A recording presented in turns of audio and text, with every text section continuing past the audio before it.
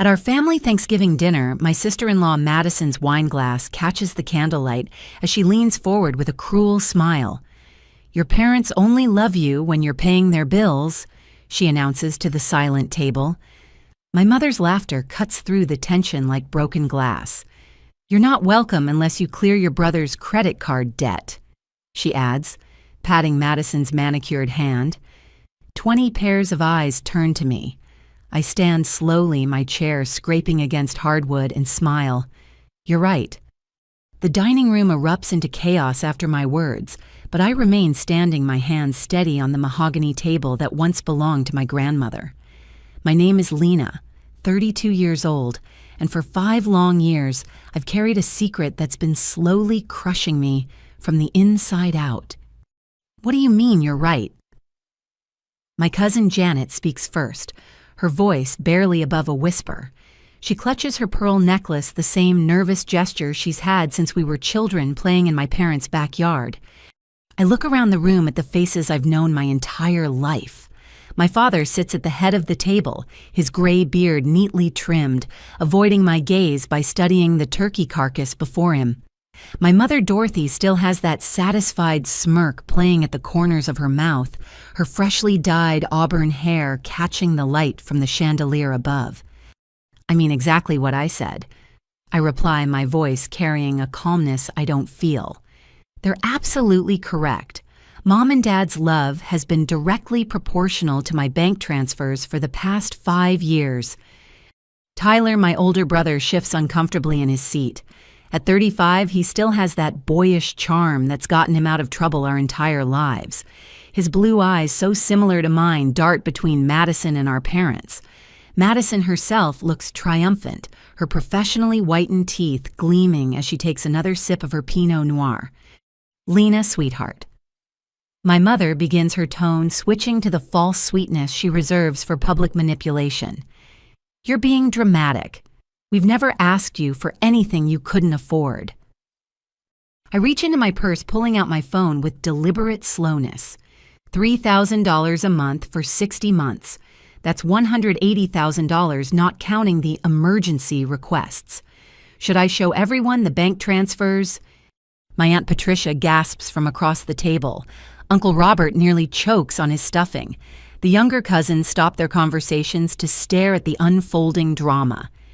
"You make good money at that consulting firm." My father finally speaks, his voice gruff with irritation. "Family helps family. That's how we raised you." "Interesting philosophy, Dad," I respond, scrolling through my phone, especially considering Tyler here makes $30,000 more than I do annually as a software engineer at Morrison Tech. Yet somehow his contribution to your monthly expenses has been exactly $0.00. Madison's perfectly sculpted eyebrows rise in practiced surprise. "Tyler and I have our own expenses. We're saving for Benjamin's college fund." She gestures to their 4-year-old son, who's blissfully unaware of the tension playing with his mashed potatoes. "Of course you are," I say, noting the designer watch on her wrist that costs more than 3 months of my parents' mortgage. "And that new BMW X5 in the driveway, also for Benjamin's education." The room falls silent again, but this time it's different. I can feel the shift in energy as family members start to piece together a puzzle they didn't know existed. My phone buzzes with a text, but I ignore it, maintaining eye contact with my mother. "You ungrateful child," she hisses, dropping all pretense of sweetness. "After everything we've done for you." "Everything you've done?" I laugh, but there's no humor in it. "You mean like telling me Dad's business failed when I was 27? Like convincing me that you'd lose the house without my help? Like guilting me every single month about being a good daughter while Tyler lived his best life?" My cousin Marcus, who works in banking, leans forward. "Wait, Lena, are you saying you've been paying their entire mortgage? Mortgage, utilities, insurance, medical bills, groceries, and let's not forget Mom's monthly shopping allowance." I list off on my fingers.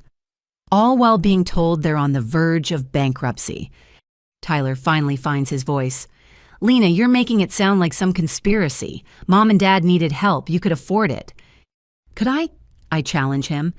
Do you know I've been living in the same one-bedroom apartment for 5 years because I can't save for a house down payment? Do you know I drive a 12-year-old Honda while funding Mom's lease on her Lexus? Madison interjects with her practice therapist voice, though she's actually a lifestyle blogger. Lena, it sounds like you have some resentment issues we should address privately. This isn't the time or place. Oh, but it is. I counter, feeling years of suppressed anger rising to the surface. You see, Madison, when you publicly announce that my parents only love me for my money, you make it exactly the right time and place. My teenage cousin Sophia, always glued to her phone, suddenly speaks up. Aunt Dorothy, is this why you told my mom that Lena was too selfish to have children? Because she said she couldn't afford them? My mother's face flushes red. That's taken out of context. What context? Sophia's mother, my Aunt Linda, demands. You told me Lena was choosing career over family. Meanwhile, she's been supporting your entire household. The facade begins to crumble. I watch as my father's shoulders slump as my mother's perfectly composed expression starts to crack. Tyler loosens his tie, a nervous habit from childhood. There's more, I announce, and the room somehow grows even quieter. Last month I had coffee with David Chen from Dad's old company. My father's head snaps up, his eyes wide with alarm. Imagine my surprise. I continue, when he told me that Dad didn't just close the business. He was bought out 5 years ago for $250,000. Gasps echo around the table. Forks clatter onto plates. My grandmother's china, passed down through generations, seems to rattle with the shockwaves of revelation. He mentioned how happy he was that Dad had such a nice retirement package. I add, watching the color drain from my father's face. Funny how that retirement package never came up when you were crying about losing everything. You had no right to dig into our finances. My father growls, but his voice lacks conviction. Our finances, I repeat. No, Dad, your finances that I've been funding while you had $250,000 sitting somewhere. My phone buzzes again, more insistently. This time I glance at it. It's from Emma Tyler and Madison's teenage daughter from Madison's first marriage, who's spending Thanksgiving with her biological father.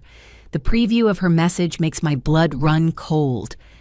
Aunt Lena, you need to see what I just found out about Dad and Grandma.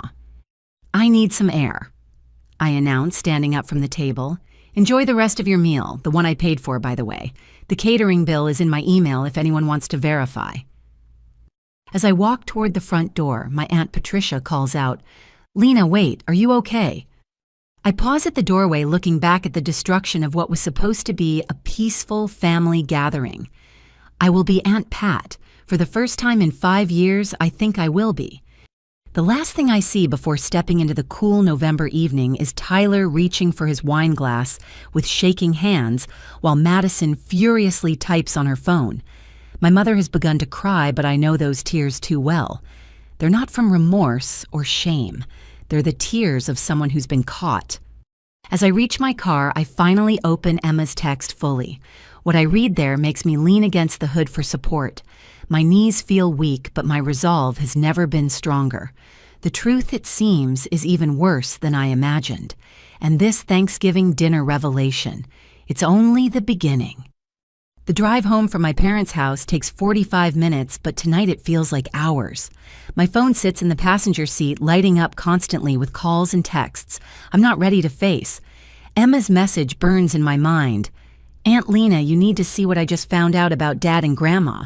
They've been taking money you send and giving it to him. I have screenshots. I pull into my apartment complex just after 9 o'clock. The parking lot is mostly empty, everyone still with their families sharing pie and gratitude. The irony isn't lost on me.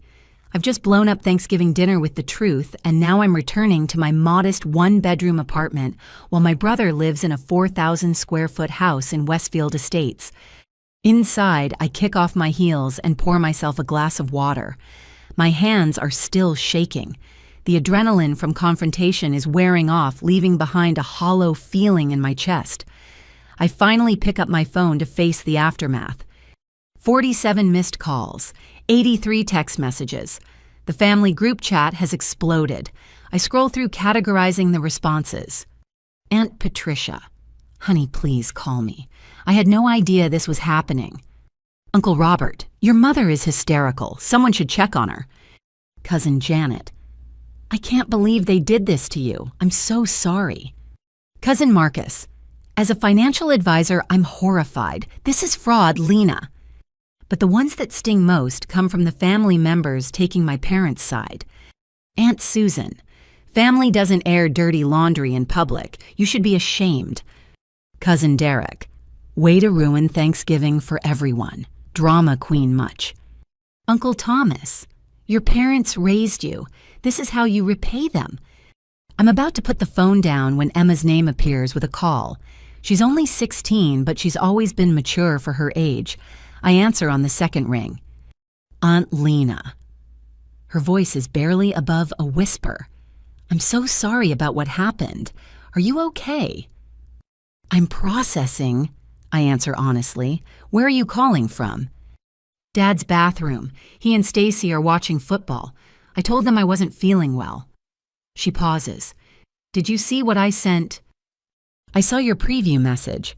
Something about screenshots. It's worse than just that, Emma says, and I can hear her taking a deep breath. Remember how I helped Grandma set up her new tablet last month?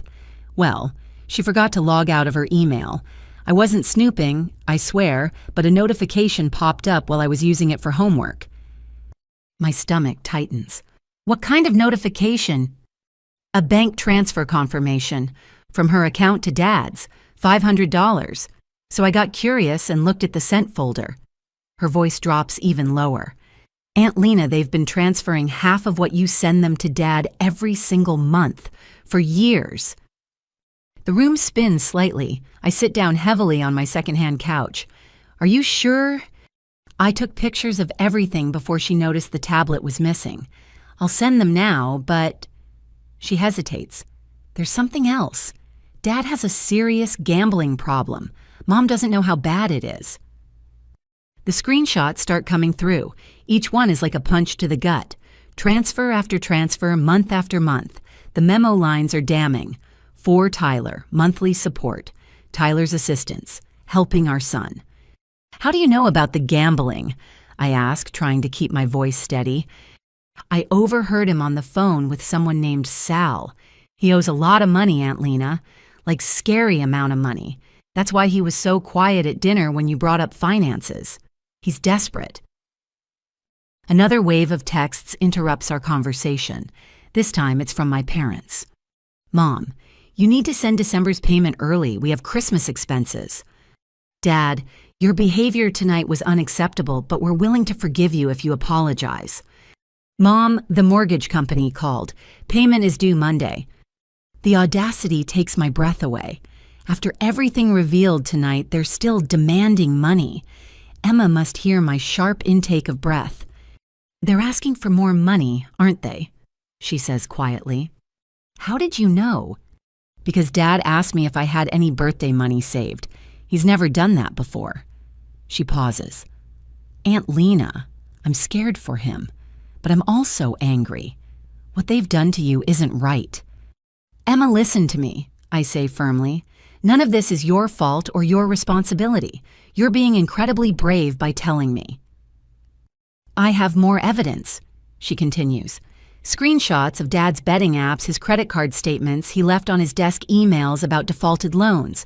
I documented everything because I knew someday someone would need to know the truth.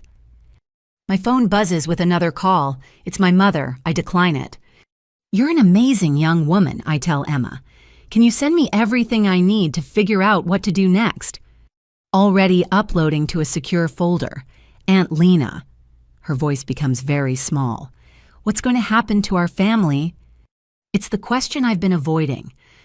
I don't know, sweetheart, but whatever happens, you'll always have me. That's a promise. After we hang up, I spend the next 2 hours reviewing Emma's evidence. It's comprehensive and damning. Tyler's gambling debt exceeds $200,000. He's taken out loans in Madison's name without her knowledge. He's maxed out credit cards, emptied his children's college funds, and even sold Madison's grandmother's jewelry, replacing it with fakes. My laptop dings with an email notification. It's from my apartment complex. My lease renewal has been denied due to recent negative credit inquiries. My blood runs cold. I haven't applied for any credit recently. I log into my credit monitoring service, something I've neglected lately because I've been so focused on sending money to my parents. What I see makes me stagger to the bathroom, where I lose what little Thanksgiving dinner I managed to eat. 7 new credit cards opened in my name over the past 6 months, 3 personal loans, a car lease for a vehicle I've never seen, and the worst, a mortgage application for a property I don't recognize with my signature forged as a co-signer. The TV in my living room suddenly seems too loud even though it's on mute. The walls feel like they're closing in. My safe small apartment no longer feels like a refuge.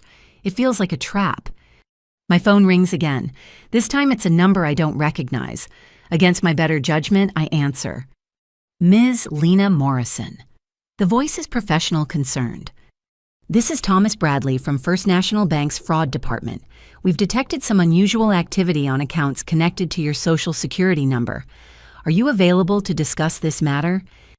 Yes, I whisper, sinking back onto the couch. I think I've just discovered it myself. I'm sorry to hear that, ma'am. Can you come to our main branch tomorrow morning? Given the holiday weekend, I'm making special arrangements to meet with you. This appears to be a serious case of identity theft. We arranged to meet at 8 in the morning. After hanging up, I sit in the darkness of my apartment, not bothering to turn on the lights. The city lights twinkle through my window, other people living their lives unaware that mine is crumbling. Another text from Emma appears. Aunt Lena, I forgot to mention. I saw Grandma at the bank with Dad last Tuesday. They had a lot of papers. The bank lady looked uncomfortable. I think they were trying to get another loan. The pieces start falling into place. The sudden increase in my parents' financial needs, their insistence on early payments, Tyler's desperation at dinner. They're all connected, and I'm the common denominator. The family ATM they've been draining dry while planning to empty completely. I finally turn on a lamp and grab a notebook. If they want to play this game, I need to be prepared. I start documenting everything, every payment, every guilt trip, every lie. 4 hours later, as November 24th becomes November 25th, I have 23 pages of notes and a folder full of bank statements. The last text of the night comes from Madison. You've upset everyone with your theatrics. I hope you're satisfied. Tyler is having a panic attack. As a family, we should support each other, not tear each other down. Your jealousy of our success is showing. I almost laugh at the irony. Success built on my stolen identity and financial sacrifice. Success funded by fraud and gambling debt. Success that's about to come crashing down. Tomorrow I'll go to the bank. Tomorrow I'll start the process of reclaiming my life. But tonight, in the quiet of my small apartment, I allow myself to feel the full weight of the betrayal. My family hasn't just taken my money. They've stolen my future, my credit, my ability to trust. And somewhere across town, my brother is having a panic attack, not because he hurt me, but because his con game is over. The house of cards is falling, and this time I won't be the one paying to rebuild it. The First National Bank building stands like a glass and steel monument to financial security in downtown Indianapolis. I arrive at 7:45, 15 minutes early for my meeting with Thomas Bradley. My hands shake as I grip the folder containing my documentation. I've had 3 hours of sleep sustained only by coffee and the burning need for answers. Thomas Bradley isn't what I expected from a fraud investigator. He's younger, maybe early 40s, with kind brown eyes behind wire-rimmed glasses. His handshake is firm but gentle as he leads me to a private office. Ms. Morrison, I appreciate you coming in so quickly. He begins settling behind his desk. I've pulled some preliminary reports. What I'm seeing is concerning. How bad is it? I ask, though part of me doesn't want to know. He turns his computer monitor toward me. 7 credit cards totaling $95,000 in available credit, $62,000 already spent. 3 personal loans totaling $45,000. A car lease for a 2024 Mercedes-Benz GLE. Each line item feels like another nail in a coffin I didn't know was being built. I didn't apply for any of these. I believe you, Thomas says, pulling out additional paperwork. The applications all originated from IP addresses in this area, but the spending patterns don't match your historical behavior. Multiple luxury purchases, cash advances, gambling websites. Gambling websites. My throat feels dry. Significant amounts. Someone's been using these cards at online casinos, sports betting platforms, and poker sites. He pauses, studying my face. Ms. Morrison, do you have any idea who might have access to your personal information? My family. I whisper then stronger. My parents and brother. I've been supporting them financially for years. His expression shifts from professional concern to something deeper. I see. And this mortgage application, he slides a paper across the desk. It's for a property at 4721 Maple Grove Lane. The purchase price is $450,000. My signature is at the bottom, but it's not my handwriting. It's close practiced, but not mine. I've never seen this address, I say, photographing it with my phone. I live in a one-bedroom apartment on the east side. The application was submitted in person at our Westfield branch. We have security footage. He clicks through files on his computer. Tuesday, November 19th, 2:47 p.m. The screen fills with grainy security footage. My mother enters the frame first, wearing her favorite purple coat. Behind her is Tyler, carrying a manila folder. They approach a desk where a young loan officer waits. The timestamp matches Emma's message about seeing them at the bank. That's my mother and brother. I confirm, my voice surprisingly steady. Can you zoom in on what they're carrying? Thomas enhances the image. In Tyler's folder, I can make out what looks like bank statements, tax returns, and other financial documents. My mother is holding what appears to be a driver's license. Is this you? He freezes the frame where my mother hands over the ID. I lean closer. It's my driver's license photo, but something's off. That's my picture, but I renewed my license 6 months ago. This is the old one that I thought I'd lost. They've been planning this for a while, Thomas says gently. This level of identity theft, especially within families, is more common than you'd think, but the scale here is unusual. What about the mortgage? Did it go through? He shakes his head. The loan officer had concerns. The documentation seemed off, and your mother appeared nervous. He flagged it for review, which triggered our fraud alert system. That's why I called you yesterday. Relief floods through me, but it's short-lived. So they tried to take out a $450,000 loan in my name. Attempted, yes. We've frozen all accounts associated with your Social Security number as of this morning. He pulls out more forms. We'll need to file a police report and begin the process of disputing all fraudulent accounts. Police. The word makes it real in a way nothing else has. They're my family. Who committed federal crimes. Thomas says firmly, but not unkindly. Identity theft, fraud, forgery. These are serious offenses, Ms. Morrison, and from what I'm seeing, this won't be their last attempt if we don't act now. I think of Emma's scared voice on the phone, of my mother's tears that were only for being caught, of Tyler's panic attack, born from consequences rather than conscience. What do I need to do? I ask. For the next 3 hours, we methodically work through each fraudulent account. Thomas helps me file disputes, freeze my credit with all major bureaus, and create a fraud alert. He produces a USB drive with all the security footage and documentation. This is evidence, he explains. The police will need it. As we work, more disturbing patterns emerge. The gambling charges align with major sports events.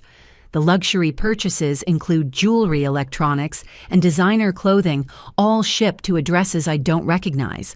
Cash advances total $38,000 taken out in increments just below federal reporting requirements. Someone knew what they were doing, Thomas observes. The cash advances especially. They stayed just under $10,000 each time to avoid triggering automatic reports. My brother works in tech, I say. He'd know about financial systems. Thomas makes a note. Ms. Morrison, I need to show you something else. It might be upsetting. He pulls up another set of security footage. This time, it's from an ATM. The timestamp shows 3 a.m. on various dates. In each one, Tyler is withdrawing the maximum daily amount from cards in my name. He looks desperate, I observe. Tyler's face is haggard, his usual polished appearance replaced by stubble and wrinkled clothes. Gambling addiction often presents this way, Thomas says. The late-night withdrawals, the maximum amounts, the frequency increasing over time. Has he shown signs of this behavior before? Not that I knew, but apparently there's a lot I didn't know about my family. My phone buzzes. It's a text from my boss, Sandra. Lena, your parents called HR yesterday claiming you're having mental health issues. We need to talk Monday. I don't believe them, but formal complaint filed. I show Thomas the message. His jaw tightens. They're trying to discredit you. Classic behavior when financial abuse is exposed. Document everything. They called my workplace. Anger replaces the shock that's been my primary emotion. They're trying to get me fired. It's about control, Thomas explains. If you lose your job, you become dependent. If you're dependent, you can't fight back. We see this pattern in financial abuse cases. The word abuse sits heavy in the air. I've been thinking of this as theft, as betrayal, but abuse. The systematic nature of it, the psychological manipulation, the attempts to isolate me from support systems. He's right. Ms. Morrison. Thomas continues, I recommend you speak with our legal partner, Sarah Winters. She specializes in cases like this, family financial fraud with identity theft components. He hands me a business card. Sarah Winters, attorney at law, specializing in financial crimes and family law. Is it really that serious? I ask, though I already know the answer. Your credit score has dropped 200 points. You have almost $200,000 in fraudulent debt. Your family attempted to add another $450,000. Your employer has been contacted with false claims about your mental stability. He lets each point sink in.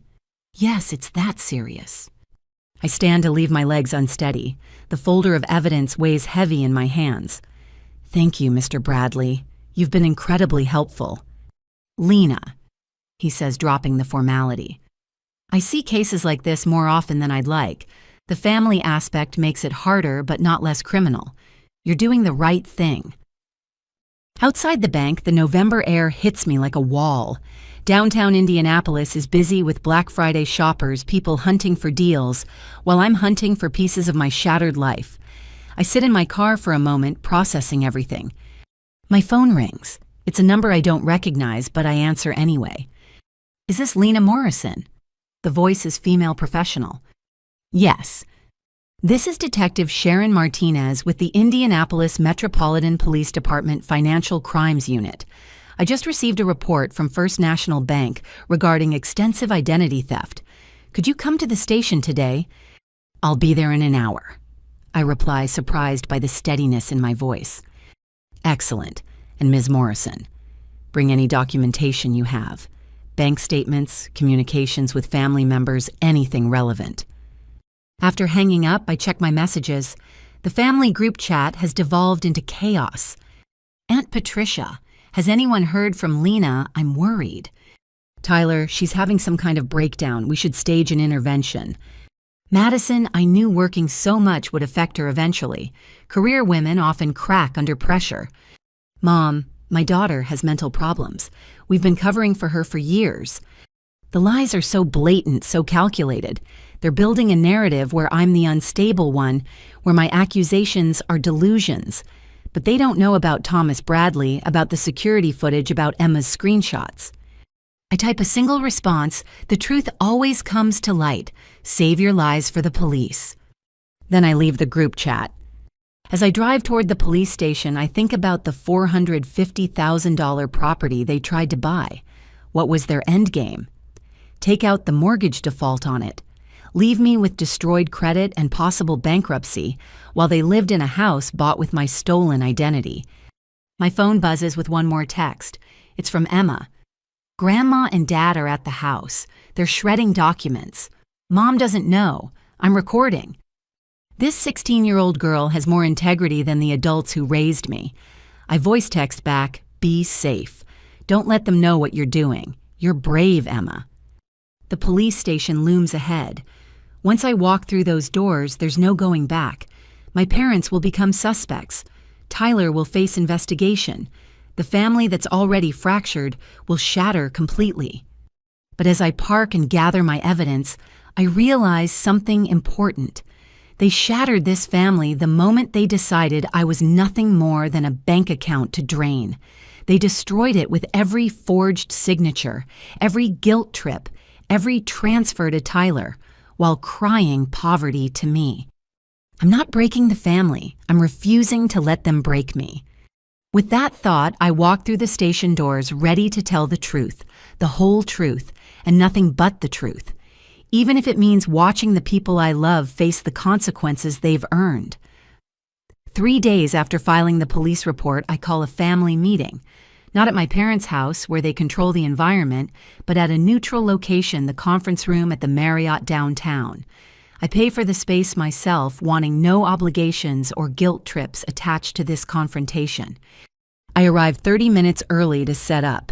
My lawyer, Sarah Winters, offered to attend, but I need to do this myself. I arrange chairs around the conference table, place water bottles at each seat, and connect my laptop to the projection system. The evidence Emma sent fills several folders on my desktop waiting. Sarah did give me one piece of advice. Record everything. Indiana is a one-party consent state. You have every right to document this meeting. The small digital recorder sits in my jacket pocket, already running. My Aunt Patricia arrives first, as I knew she would. Her warm embrace nearly breaks my resolve. "Honey, I've been sick with worry," she says, studying my face. "You look exhausted." "I haven't been sleeping much," I admit. "Did you know Aunt Pat any of it?" Her eyes fill with tears. "I suspected something was wrong. Your mom always cried poverty but had new clothes. Tyler complained about money but drove expensive cars. But I never imagined—" "None of us did," I assure her, squeezing her hand. Others trickle in over the next 20 minutes. Uncle Robert and Aunt Linda, cousins Marcus and Janet, even Great-Aunt Helen, who drove 2 hours from Fort Wayne. The family members who took my parents' side noticeably absent, including Uncle Thomas and Cousin Derek. At exactly 2 o'clock, my parents enter with Tyler and Madison. My mother wears her church outfit, a calculated choice to appear respectable and wronged. My father has his stern patriarch expression fixed in place. Tyler looks haggard, dark circles under his eyes, while Madison appears camera-ready, as always, though her designer handbag is a style from 3 seasons ago. "This is ridiculous," my father announces before even sitting, calling meetings like we're some corporation. "Family doesn't behave this way." "Family doesn't commit fraud either, yet here we are," I respond, standing at the head of the table. "Lena, sweetheart." My mother begins, but I hold up my hand. "Save the manipulation. Everyone here deserves the truth, the whole truth." I click to the first slide on my presentation. For the past 5 years, I've given our parents $180,000. They told me Dad's business failed, they were facing foreclosure, and had no money for basic expenses. Gasps ripple through the room as I display bank transfers, each one annotated with the supposed crisis it addressed. "That's family business," Tyler objects. "You have no right." "I have every right," I interrupt, "especially since you've been receiving half of that money every month while contributing nothing yourself." The room erupts. Aunt Patricia demands answers. Uncle Robert slams his hand on the table. Through it all, my parents maintain their injured act while Madison types furiously on her phone. "Everyone, please," I call out, clicking to the next slide. It gets worse. Emma's screenshots fill the screen. Transfer after transfer from my mother's account to Tyler's, each one dated within days of my payments arriving. "Where did you get these?" My mother's voice rises in pitch. "This is private." "Your granddaughter provided them," I say, watching Madison's face go white. "Emma discovered the truth and had the courage to share it." "That little brat," Madison hisses. "She had no business." "She had every business protecting someone she loves from continued theft. Cousin Marcus interjects. This is embezzlement, plain and simple. I click again. Tyler's gambling debts appear documented through Emma's photos of betting apps and collection notices. $200,000 in gambling debt, I announce, funded by the money meant for our parents' survival, money I sacrificed my own future to provide. Tyler shoots to his feet. You don't understand the pressure I'm under. The expectations, Madison wants a certain lifestyle, Benjamin needs the best schools, Emma's activities cost a fortune. So you gambled away my money? I ask quietly. You stole from our parents' support to feed your addiction. It's not addiction, he shouts. I had a system I was going to win it back. Classic gambler's fallacy, Aunt Helen observes dryly. I've seen it destroy better men than you, Tyler. Madison stands grabbing her purse. This is character assassination. We don't have to listen to this. Sit down. I command with an authority I didn't know I possessed. We're not done. Something in my voice makes her comply. I click to the most damning evidence. This is security footage from First National Bank, Tuesday, November 19th.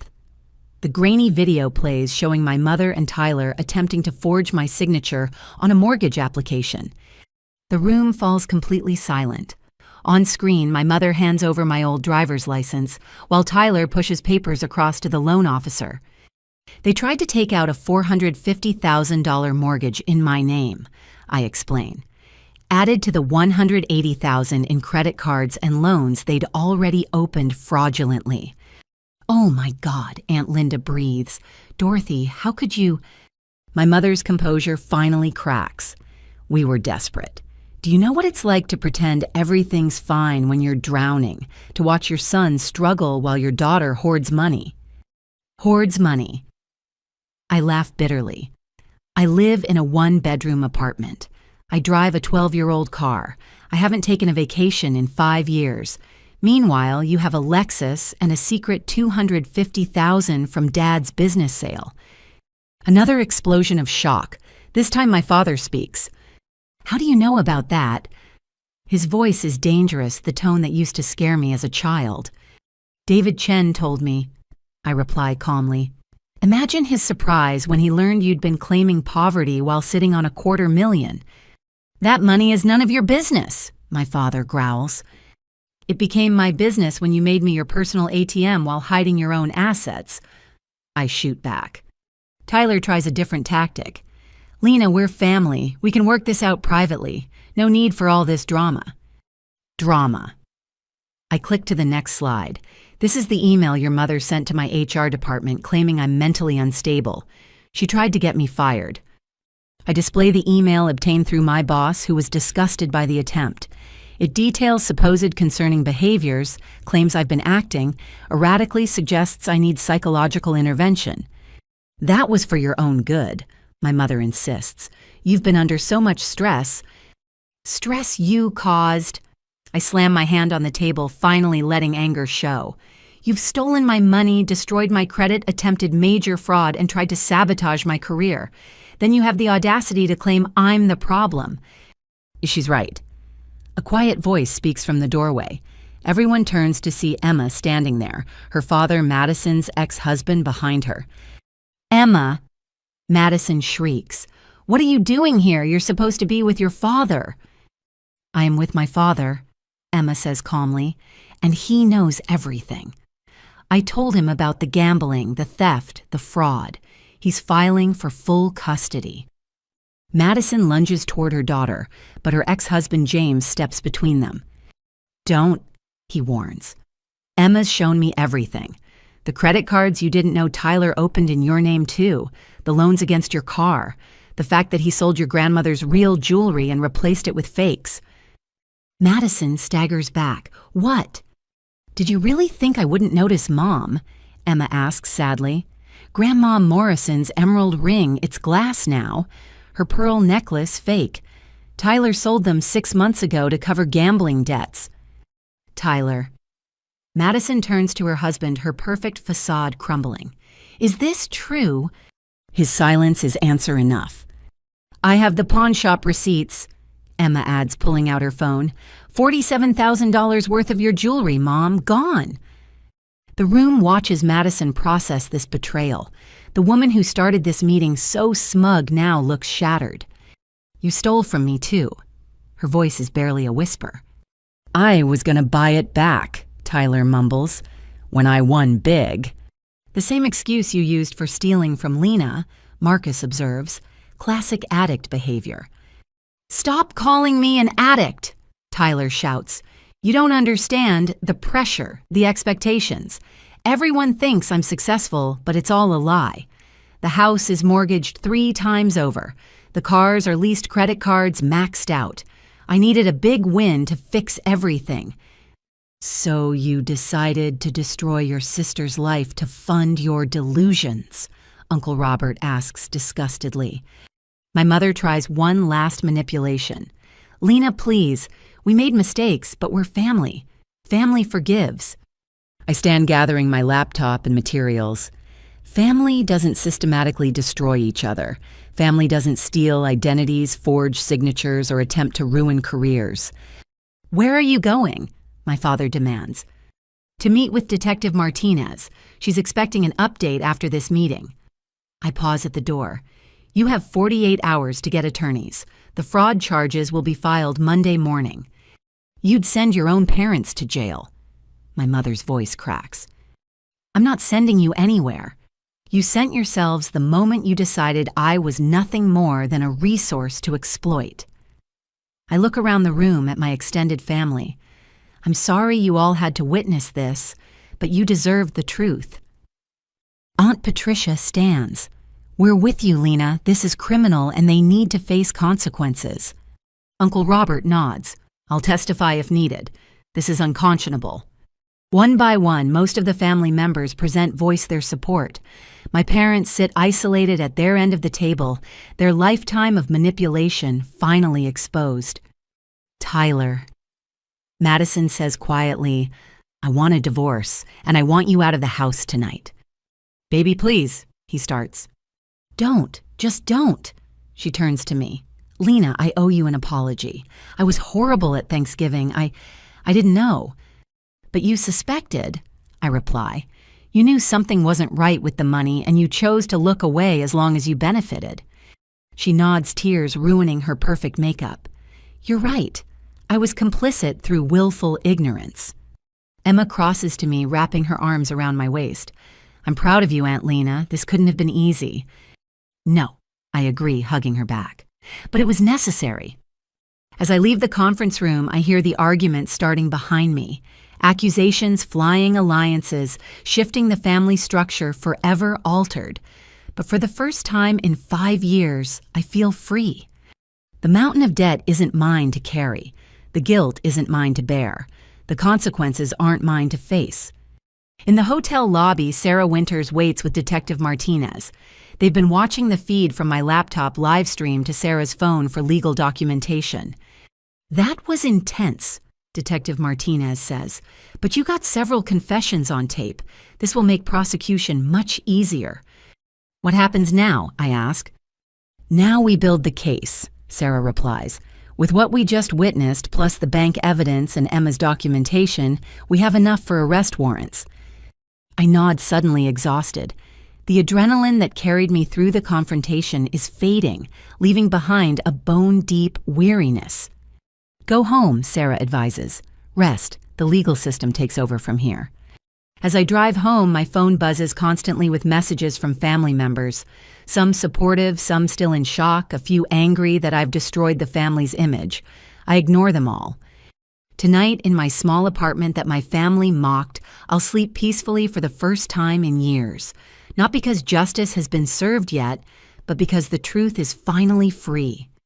And sometimes the truth is the sharpest weapon of all. Monday morning arrives with the kind of crisp clarity that makes everything feel more real. I'm sitting in Sarah Winters' law office by 7:30 watching the sun paint downtown Indianapolis in shades of gold and amber. Her office occupies the 20th floor of the Merchants Bank building, all clean lines and professional authority. Sarah herself is nothing like I expected when Thomas Bradley first recommended her. In her early 50s, with silver-streaked auburn hair and laugh lines that suggest she hasn't let her serious profession steal her humanity, she radiates the kind of confidence that comes from winning battles others deemed impossible. Coffee she offers pouring from a French press on her credenza.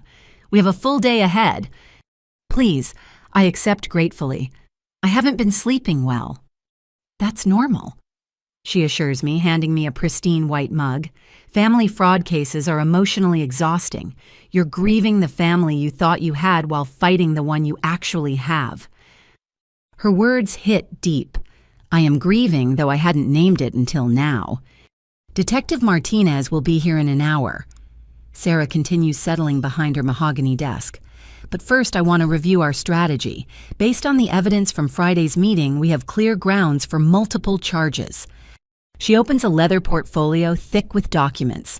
Identity theft, forgery, fraud, conspiracy to commit fraud, and potentially racketeering, given the organized nature spanning years.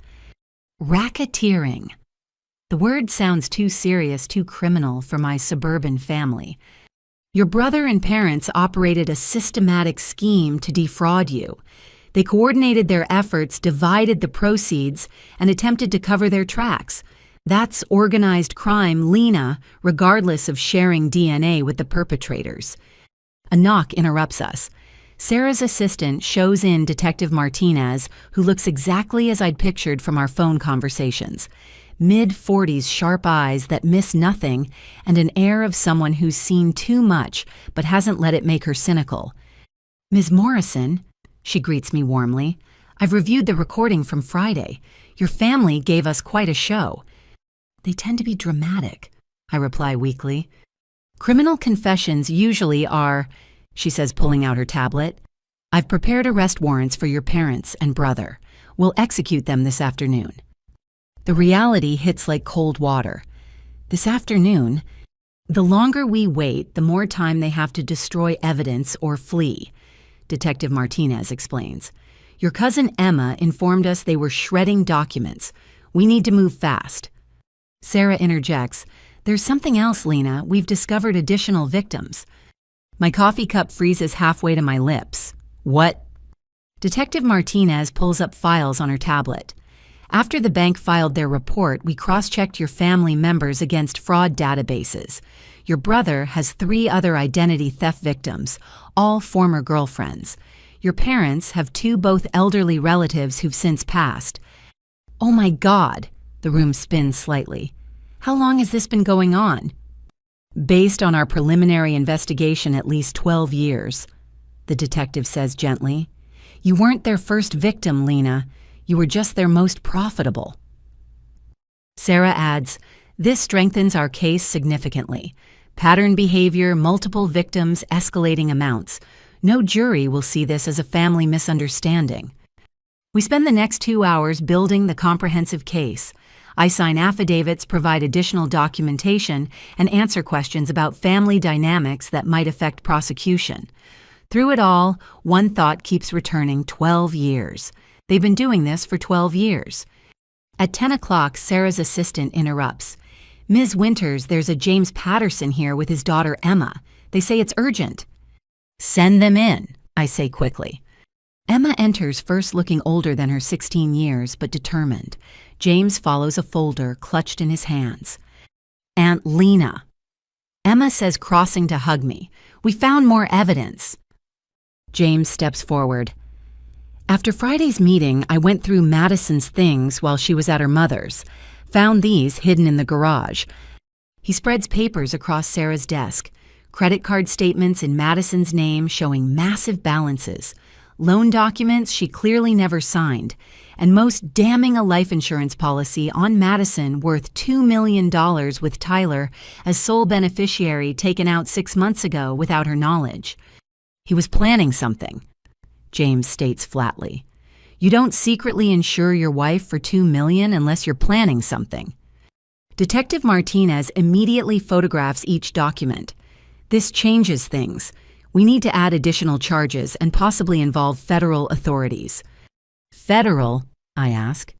Crossing state lines with fraud using postal service for fraudulent insurance applications, and the amount exceeds federal thresholds, she explains.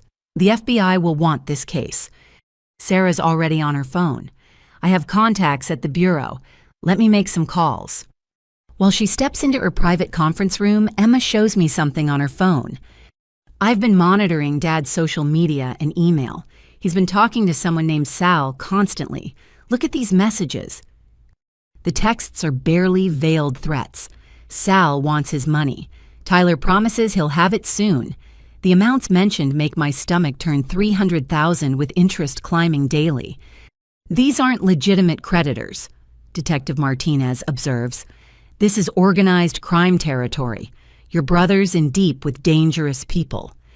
Which explains the desperation, James adds.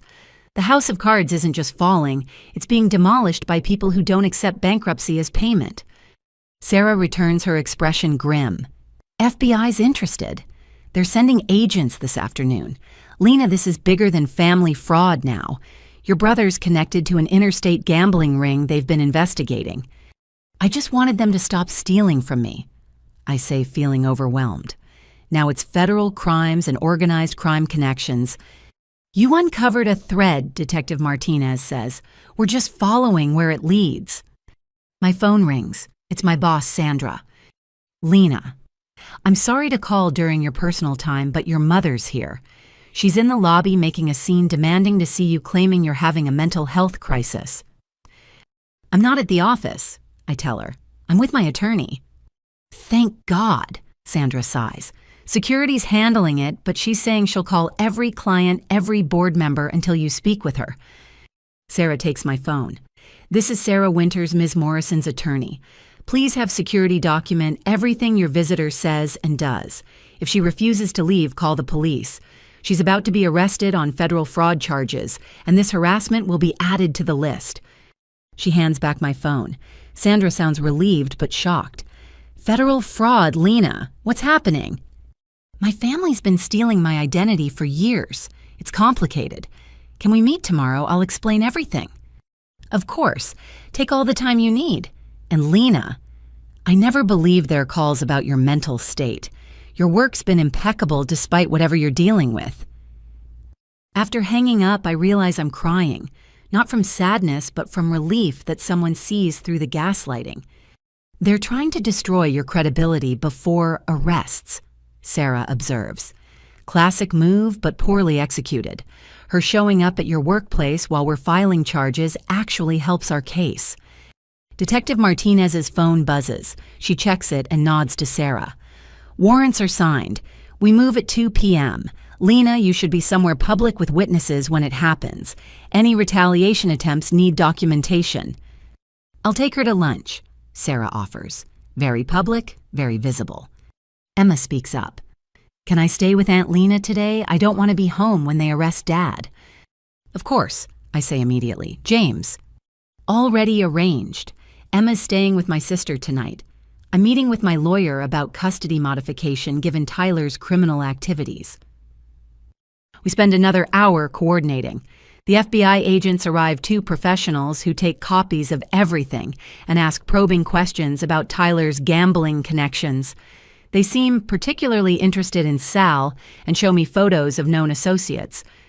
I've never seen any of these people, I tell them honestly. Good, one agent says. Keep it that way. These aren't people you want to meet. By noon, we're wrapping up. The legal machinery is in motion, grinding forward with inevitable momentum. Sarah drives Emma and me to St. Elmo Steakhouse, Indianapolis's most visible lunch spot for the business crowd. Order whatever you want, she tells us. The firm's covering lunch. Consider it combat pay. Emma tries to smile. Is it wrong that I'm relieved? That sounds terrible, Dad being arrested, but I'm just so tired of the lies and fear. It's not wrong, I assure her. You've been carrying adult burdens no teenager should face. Being relieved it's ending is completely normal. Mom texted. She shows me her phone. She's asking where I am, says Dad's acting strange packing things. Sarah immediately texts Detective Martinez. Within minutes, she responds that they're moving the timeline up, concerned about flight risk. We're halfway through our shrimp cocktail when Sarah's phone rings. She steps away, returning with a carefully neutral expression. They've made the arrests. Your parents were at their home. Tyler was attempting to board a flight to Costa Rica. He was arrested at the airport. Costa Rica doesn't have extradition, Emma says quietly. He researched it last month. I saw the browser history. The rest of lunch passes in a blur. Emma picks at her food while I pretend to eat. Sarah fields calls from various law enforcement agencies coordinating the next steps. Around us, Indianapolis's business elite conduct their normal Monday lunches, oblivious to our small drama. At 3 o'clock, we return to Sarah's office to find it bustling with activity. Detective Martinez waits with updates. Your parents are in custody, both invoking their right to counsel. Tyler's being held on additional charges after they found $50,000 cash in his carry-on. We're tracing the source. The house, I ask. Being searched now with warrants. We've already found multiple shredders running, but our tech team can reconstruct most documents. Your mother had a suitcase packed too hidden in the basement. They were all planning to run, to leave me with destroyed credit, hundreds of thousands in debt, and no way to recover. The betrayal feels fresh, again deeper. What happens now? I ask. Arraignment tomorrow morning, Sarah explains. They'll be formally charged bail set. Given the fraud amount and flight risk, I expect high bail or remand. Will I have to see them? Not tomorrow. You'll need to testify eventually, but for now, the evidence speaks for itself. Emma's been quiet, scrolling through her phone. Suddenly, she gasps. Oh no. What is it? I ask. She shows me a social media post from my cousin Derek. Family turns on family. Lena Morrison sends her own parents and brother to jail over money. Some people value dollars over blood. Disgusting. The comments are already piling up, some supporting him, others defending me. The family civil war has gone public. Don't engage, Sarah advises. Let them show their true colors online. It only helps our case if they're publicly defending fraud. But it still stings. Being painted as the villain when I'm the victim feels like another violation. Detective Martinez offers unexpected comfort. Ms. Morrison, I've worked financial crimes for 15 years. Family fraud is the hardest because victims get blamed for seeking justice. But you've done nothing wrong. They chose to commit crimes. You chose to stop them. That takes incredible courage. As the afternoon wears on, more details emerge. The house search yields boxes of financial documents, many involving other family members' information. The FBI finds connections between Tyler's gambling and a multi-state operation they've been tracking. My parents' bank records show patterns of fraud dating back over a decade. By 5 o'clock, I'm exhausted. Emma's fallen asleep on Sarah's couch, emotionally drained from the day. James arrives to take her to his sister's, promising to keep her informed but protected from the worst details. You did good today, Sarah tells me as I prepare to leave. The hardest part is over. Is it, I ask? They're arrested, but trials, family fallout, rebuilding my credit, and life feels like it's just beginning. You're right, she admits, but you've taken back control. That's the victory here. Everything else is just process. As I drive home, my phone fills with messages. Some family members express shock at the arrests. Others blame me. A few offer support. I ignore them all, focusing on the road and the setting sun painting the sky in shades of justice delayed, but finally arriving. At my apartment, I find a note taped to my door. It's from my elderly neighbor, Mrs. Chen. Saw the news, dear. If you need anything, I'm here. Sometimes the family we choose is better than the one we're born into. Inside, I make tea and sit by my window watching the city lights flicker to life. Somewhere across town, my parents and brother sit in holding cells, their freedom exchanged for years of taking mine. The irony isn't lost on me. Tomorrow begins the long journey of rebuilding. New credit, new boundaries, new understanding of who deserves trust. But tonight, for the first time in years, I don't check my bank balance with dread. I don't fear the next guilt-laden phone call or manipulative text. Tonight, I'm free. And that's worth more than any amount they stole.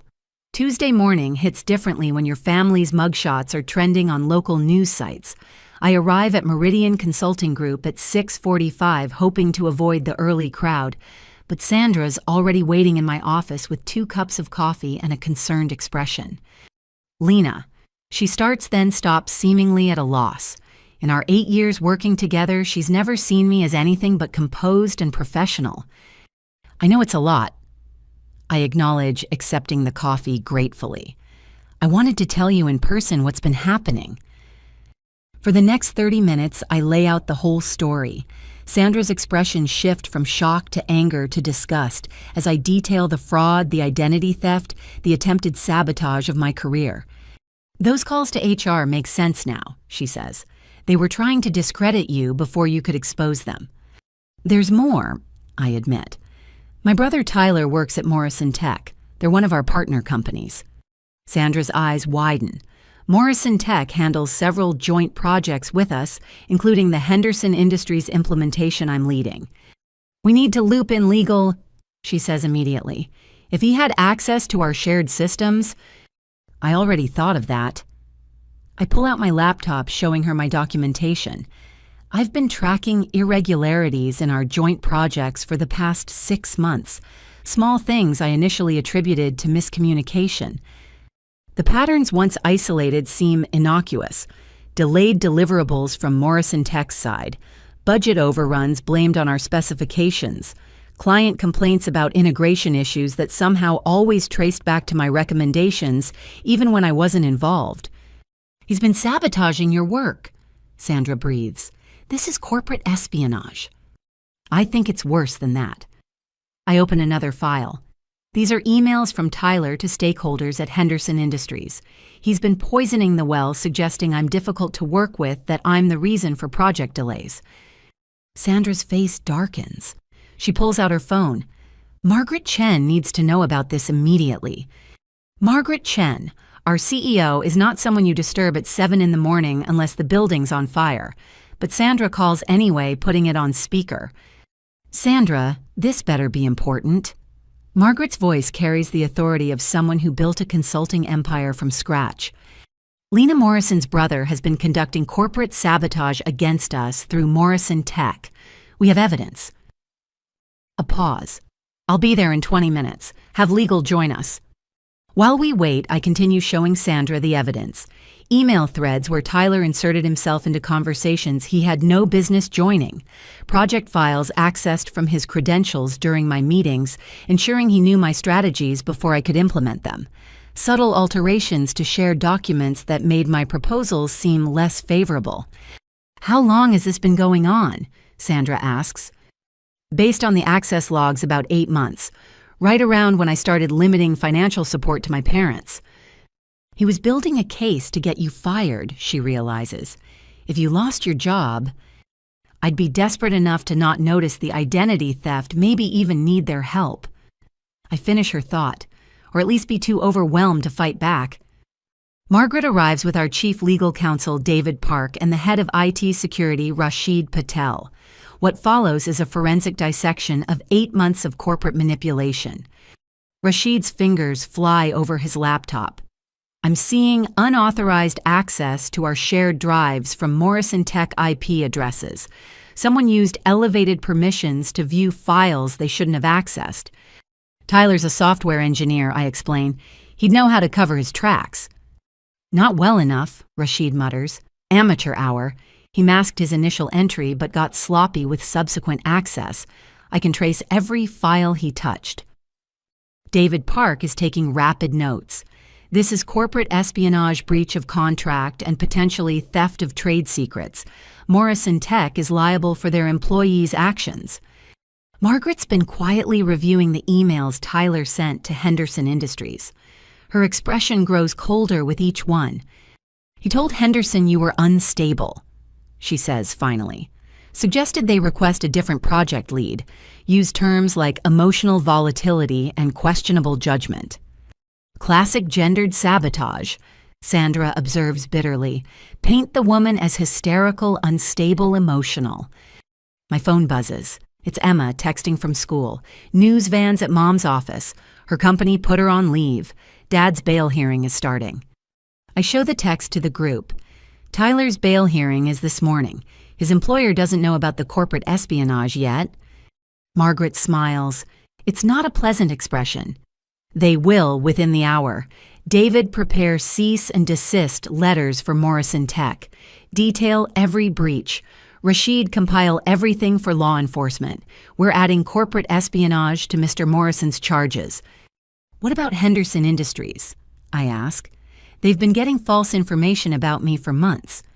Leave Henderson to me, Margaret says. Richard Henderson and I go back 20 years. He'll be very interested to know someone's been manipulating his company's relationship with ours. The next 2 hours blur together. Rashid discovers more than we initially thought. Tyler didn't just access my files, he copied entire project proposals, client lists, and pricing strategies. The potential damage runs into millions. He was probably planning to jump ship, David observes. Take your clients and strategies to a competitor, paint you as the problem to cover his tracks. My desk phone rings. It's Detective Martinez. Ms. Morrison thought you should know. Tyler's bail was denied. The judge considered him a flight risk given the airport incident. Your parents got house arrest with ankle monitors, but Tyler's staying in custody. There's more, I tell her. We've discovered corporate espionage. I put her on speaker and let Margaret explain. We'll need all that evidence, Detective Martinez says when we finish. This significantly strengthens the federal case. The FBI will be very interested. After she hangs up, Margaret turns to me. Lena, I need to ask, is there any possibility Tyler had help inside our company? I've wondered that myself. I pull up our organizational chart. He seemed to know about meetings he wasn't invited to, decisions made in closed sessions. Sandra gasps. The Henderson Project kickoff. Remember how Morrison Tech showed up with a counter-proposal that addressed every concern we'd discussed privately? I assumed they'd done their homework, I say slowly, but the specifics were too exact. Rashid's already pulling security footage and access logs from that day. We had a visitor badge issued to a Morrison Tech employee who isn't Tyler, Jessica Walsh. That's Tyler's direct report. I recognize the name. She's tagged in his social media constantly, office happy hours, team celebrations. I'll review her access, Rashid says. If Tyler had an accomplice... Margaret stands. Staff meeting in an hour. We need to inform everyone about potential security breaches without causing panic. Lena, you'll present your projects as normal. Don't let this derail your work. Actually, Sandra interjects, I think Lena should take a few days, not because of performance. She adds quickly, seeing my expression. But you're dealing with family arrests, identity theft, and now corporate espionage. That's trauma on top of trauma. I need to work, I protest. If I stop moving, I'll fall apart. Then work from home, Margaret compromises. Full access, full pay, but away from potential drama if reporters show up. This story's gaining traction. She's right. My phone's been buzzing with calls from unknown numbers all morning. One voicemail is from a reporter at the Indianapolis Star wanting a statement about sending your family to prison over money. David Park offers unexpected support. I can draft a statement if media becomes persistent. Make it clear you're a victim of serious crimes, not a vindictive family member. Would that help? I ask. Public perception matters, he admits. Especially if this goes to trial. Jury pools come from the same public reading these headlines. By 10 o'clock, the corporate investigation has expanded. Rashid's found evidence of Jessica Walsh accessing systems outside her authorization, always within hours of Tyler's intrusions. Margaret's on the phone with Morrison Tech's CEO, who's apparently just learning his company might face massive liability. He's claiming complete ignorance, she reports. Says Tyler was a model employee, high performer, great team player. Sociopaths usually are, Sarah Winters says. She's arrived for a scheduled meeting but quickly becomes absorbed in the unfolding corporate drama. They're charming until they're caught. My phone rings with a number I don't recognize. Against better judgment, I answer. Lena, this is Pastor Williams from your parents' church. My stomach drops.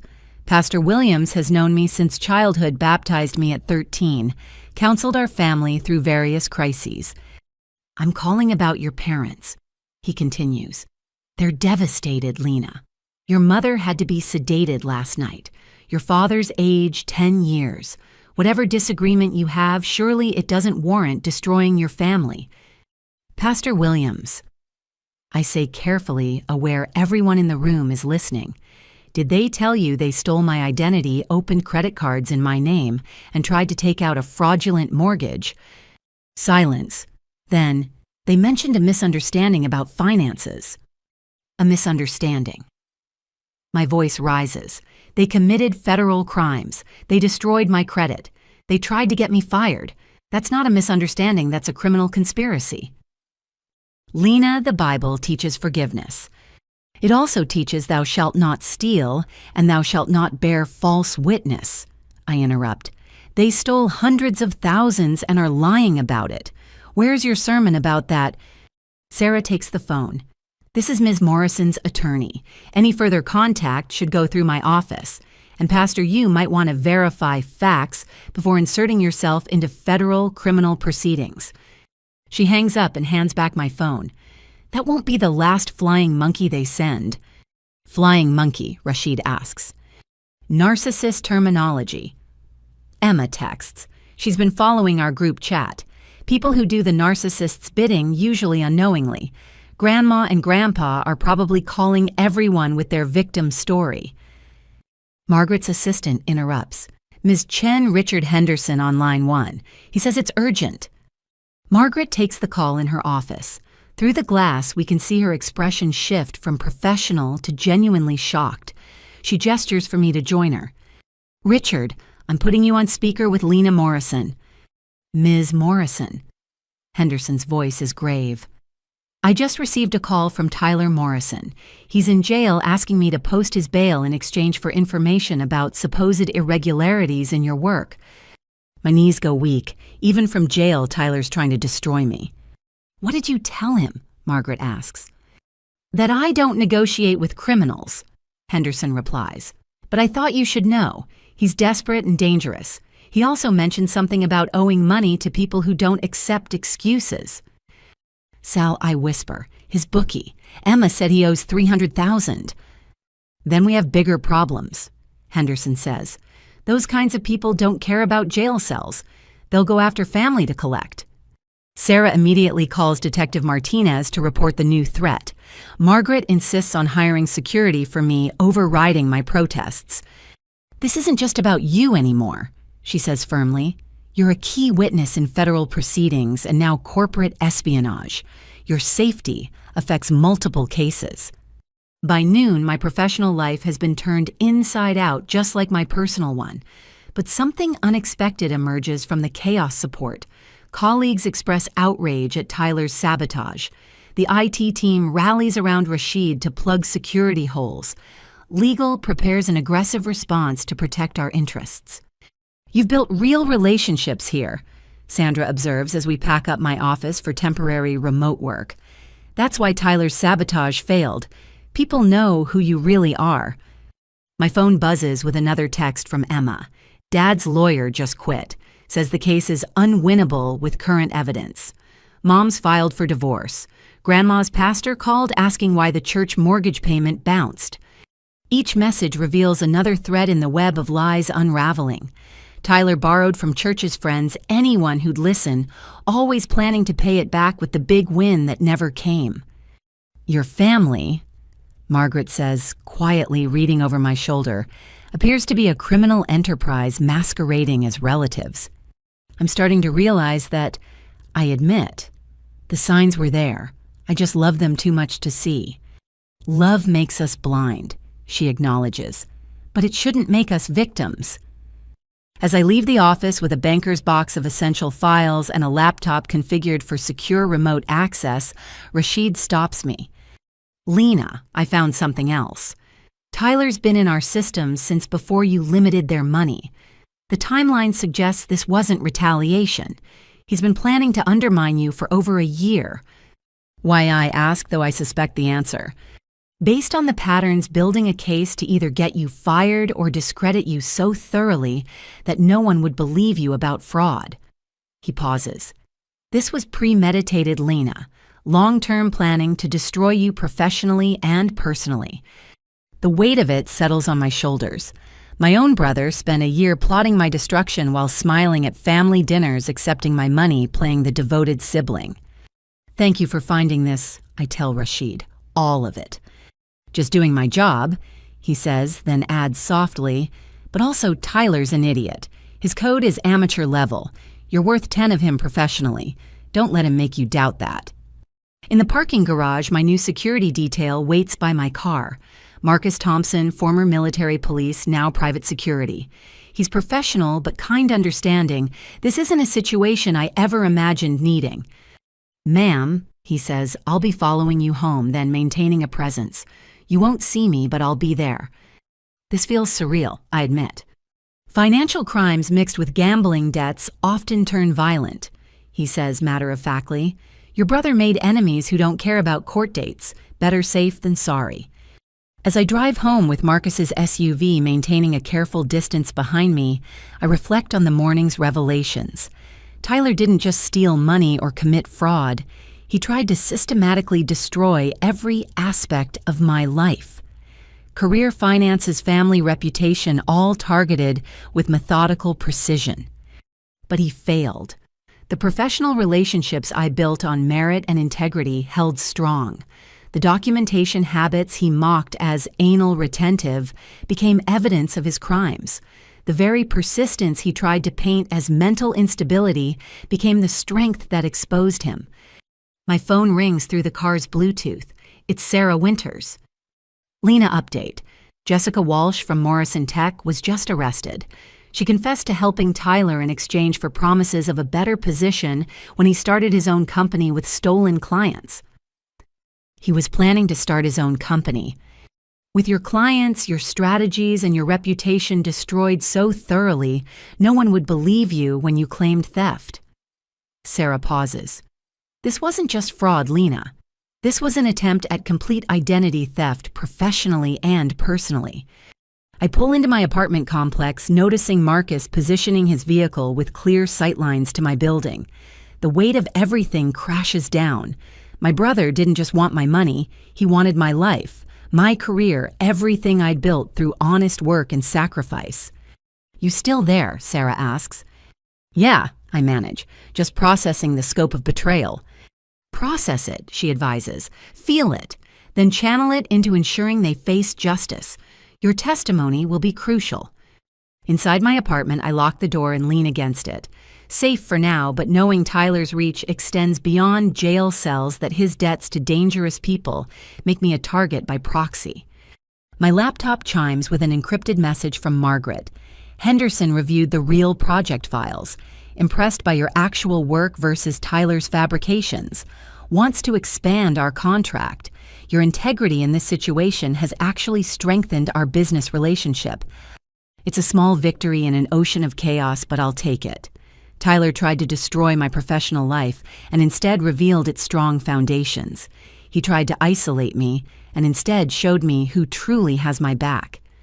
Tomorrow, I'll work from home building cases, both legal and professional. But tonight, I deadbolt my door grateful for Marcus's presence outside and try not to think about what desperate people do when their schemes collapse.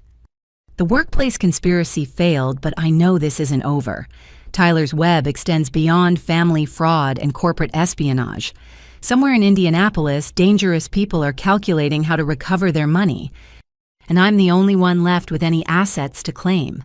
Wednesday afternoon. I'm deep in project documentation when my phone rings with a number I don't recognize. I almost don't answer. Reporters have been relentless. But something makes me pick up. Lena, this is your Aunt Patricia, not your mother's sister, Patricia, your father's estranged sister, Patricia Chen. I nearly dropped the phone.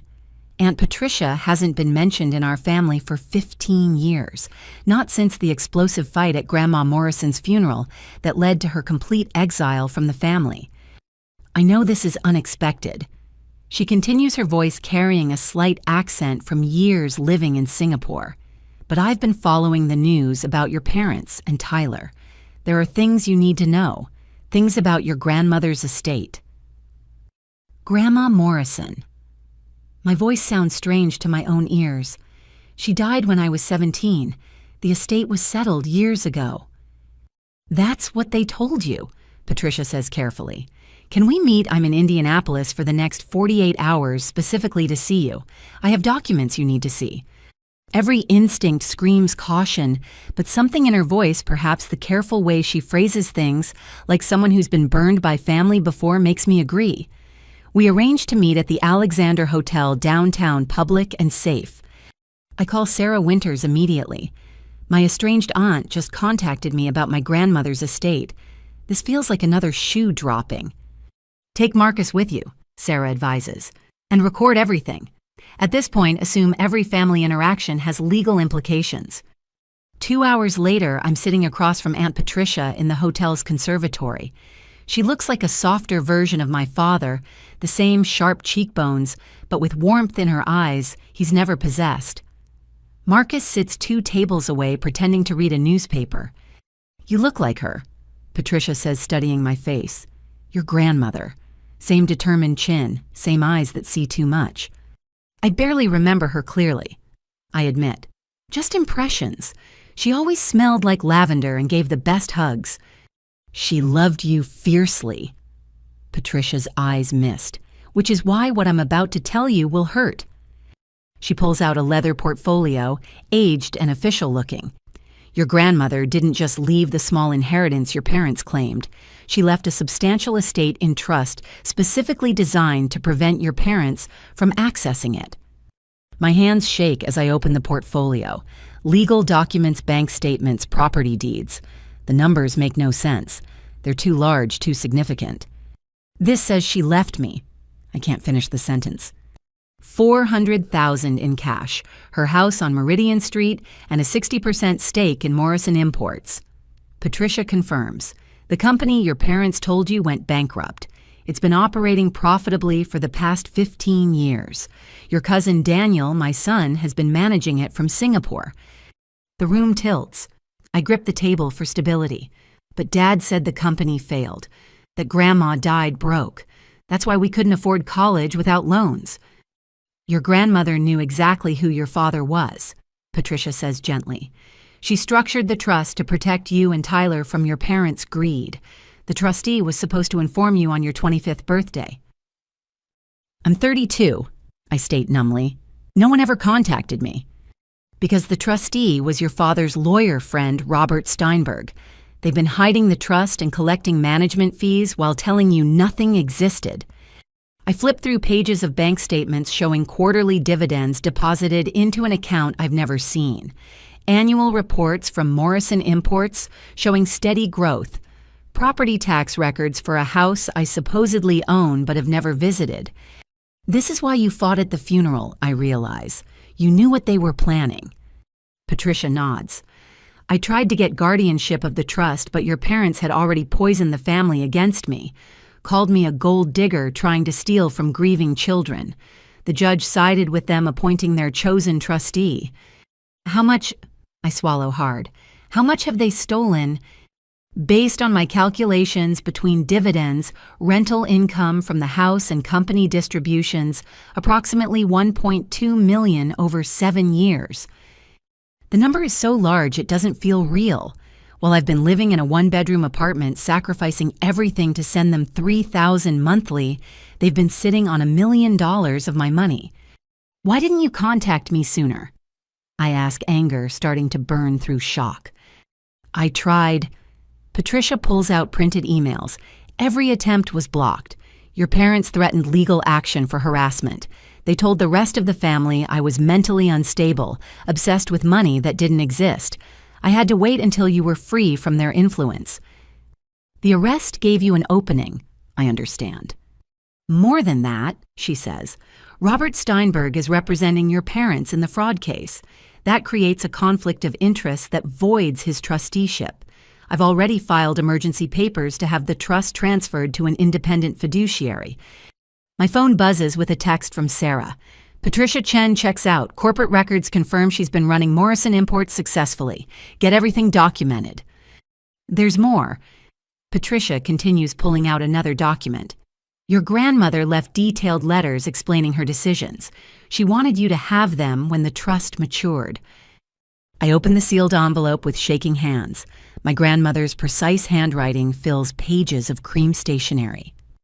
My dearest Lena, it begins. If you're reading this, then my safeguards have finally worked, though likely later than I intended. By now you've discovered the extent of your parents' greed. I have to stop reading as tears blur my vision. Even from beyond the grave, my grandmother saw what I was too blinded by love to recognize. Patricia reaches across the table, taking my hand. She knew they'd try to steal from you. The trust was designed to protect you until you were old enough and strong enough to protect yourself. Tyler has a trust too, I ask. Patricia corrects. He gained access at 25 and burned through it in 18 months. Gambling, bad investments, trying to impress Madison. Your parents helped him hide the loss from you. Another piece clicks into place. Tyler's supposed success, the house, the cars, it was all funded by his trust before he destroyed it. Then they turned my money to maintain the illusion. What about the house, I ask, the one on Meridian Street? Currently rented to a lovely family. I've been monitoring it through a property management company. It's worth approximately $800,000 in today's market. Your grandmother bought it as an investment property in 1995. I laugh, but it's borderline hysterical. I've been killing myself to pay rent while owning a house worth $800,000 that you didn't know existed because they hid it, Patricia emphasizes. This isn't your fault, Lena. You were systematically deceived by people who should have protected you. The company, I focus on something concrete to avoid falling apart. Morrison Imports, what exactly does it do now? Patricia pulls out an iPad showing me the company website. We import artisanal goods from Southeast Asia, fair trade sustainable sourcing. Your grandmother would be proud. Annual revenue just hit $12 million. Your 60% stake is worth approximately $3.6 million. The numbers stop making sense. It's like discovering you've been living in poverty while unknowingly being a millionaire. The cognitive dissonance makes my head spin. I need to call my lawyer, I manage. I've brought copies of everything, Patricia says, sliding a thumb drive across the table. Financial records, trust documents, correspondence. Daniel's prepared to do a full accounting of company operations whenever you're ready. I excuse myself to the bathroom where I promptly have a panic attack. Marcus discreetly follows standing guard outside while I hyperventilate in a marble stall. The betrayal feels infinite, like peeling an onion where every layer reveals fresh horror. When I finally emerge somewhat composed, Patricia's ordered tea. The normalcy of Earl Grey in delicate china provides an anchor to reality. I know it's overwhelming, she says gently, but you need to know one more thing. The trust maturity date is in 8 weeks. On your 33rd birthday, you'll gain full control of all assets. Your parents know this. That's why the mortgage fraud, I realize. They were trying to steal what they could before I found out. Exactly. Robert Steinberg was supposed to destroy evidence of the trust before maturity, make it seem like a clerical error that it was never distributed. Your arrest of them disrupted that plan. He's still their lawyer, I point out. What if he destroys documents now? Patricia smiles. Everything's been digitally archived with multiple law firms in Singapore and Switzerland. I might have been exiled, but I wasn't naive. I've been protecting your interests from afar. Why, I ask, you didn't have to do any of this? Because your grandmother asked me to, she says simply, and because family should mean something more than shared DNA and mutual exploitation. You deserved better, Lena. You still do. We spend another hour going through documents. Patricia explains how the trust works, how the company operates, what steps need to happen for me to claim my inheritance. It's a crash course in wealth I didn't know I had.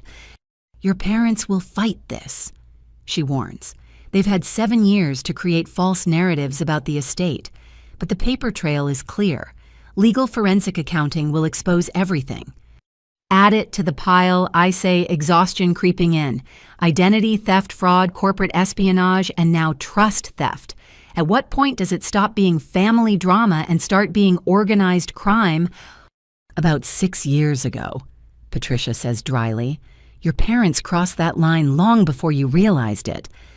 As we prepare to leave, she hands me one last envelope. This came to the company last month addressed to you. I think it's from someone who owes Tyler money looking for leverage. I didn't open it. The envelope has no return address, just my name in block letters. Inside, photographs of Tyler at various gambling establishments, meeting with men who look like they break kneecaps professionally.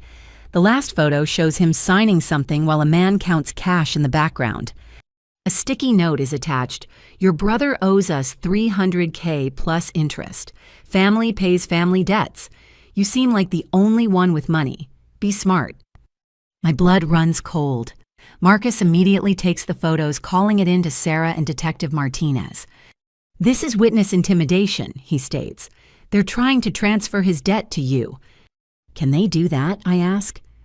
Legally, no. But these aren't people who care about legal, Marcus replies. We need to enhance your security immediately. Patricia looks stricken. I didn't realize. I thought it was just angry creditors, not actual threats. It's not your fault, I assure her, though my hands shake. One more thing to handle. At least now I apparently have the resources to protect myself. You have more than resources, Patricia says firmly. You have truth. Your grandmother made sure of that. Every document, every financial record, every legal safeguard. She knew this day would come. As Marcus escorts me to my car, I clutch the portfolio containing proof of my stolen inheritance. In 8 weeks, I'll be a millionaire. But first, I have to survive my brother's gambling debts, my parents' legal revenge, and whatever else crawls out of the woodwork. You okay? Marcus asks, noting my pale face. My entire life has been a lie. I answer. My parents stole my inheritance while crying poverty. My brother gambled it away while I funded their lifestyle, and now organized crime thinks I'm their next target. So no, not really okay. But you're fighting back, he observes. That takes guts. Or stupidity, I mutter. No, he says firmly.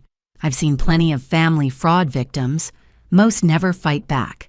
They accept the abuse, internalize the guilt, let it continue. You're breaking the cycle. That's brave.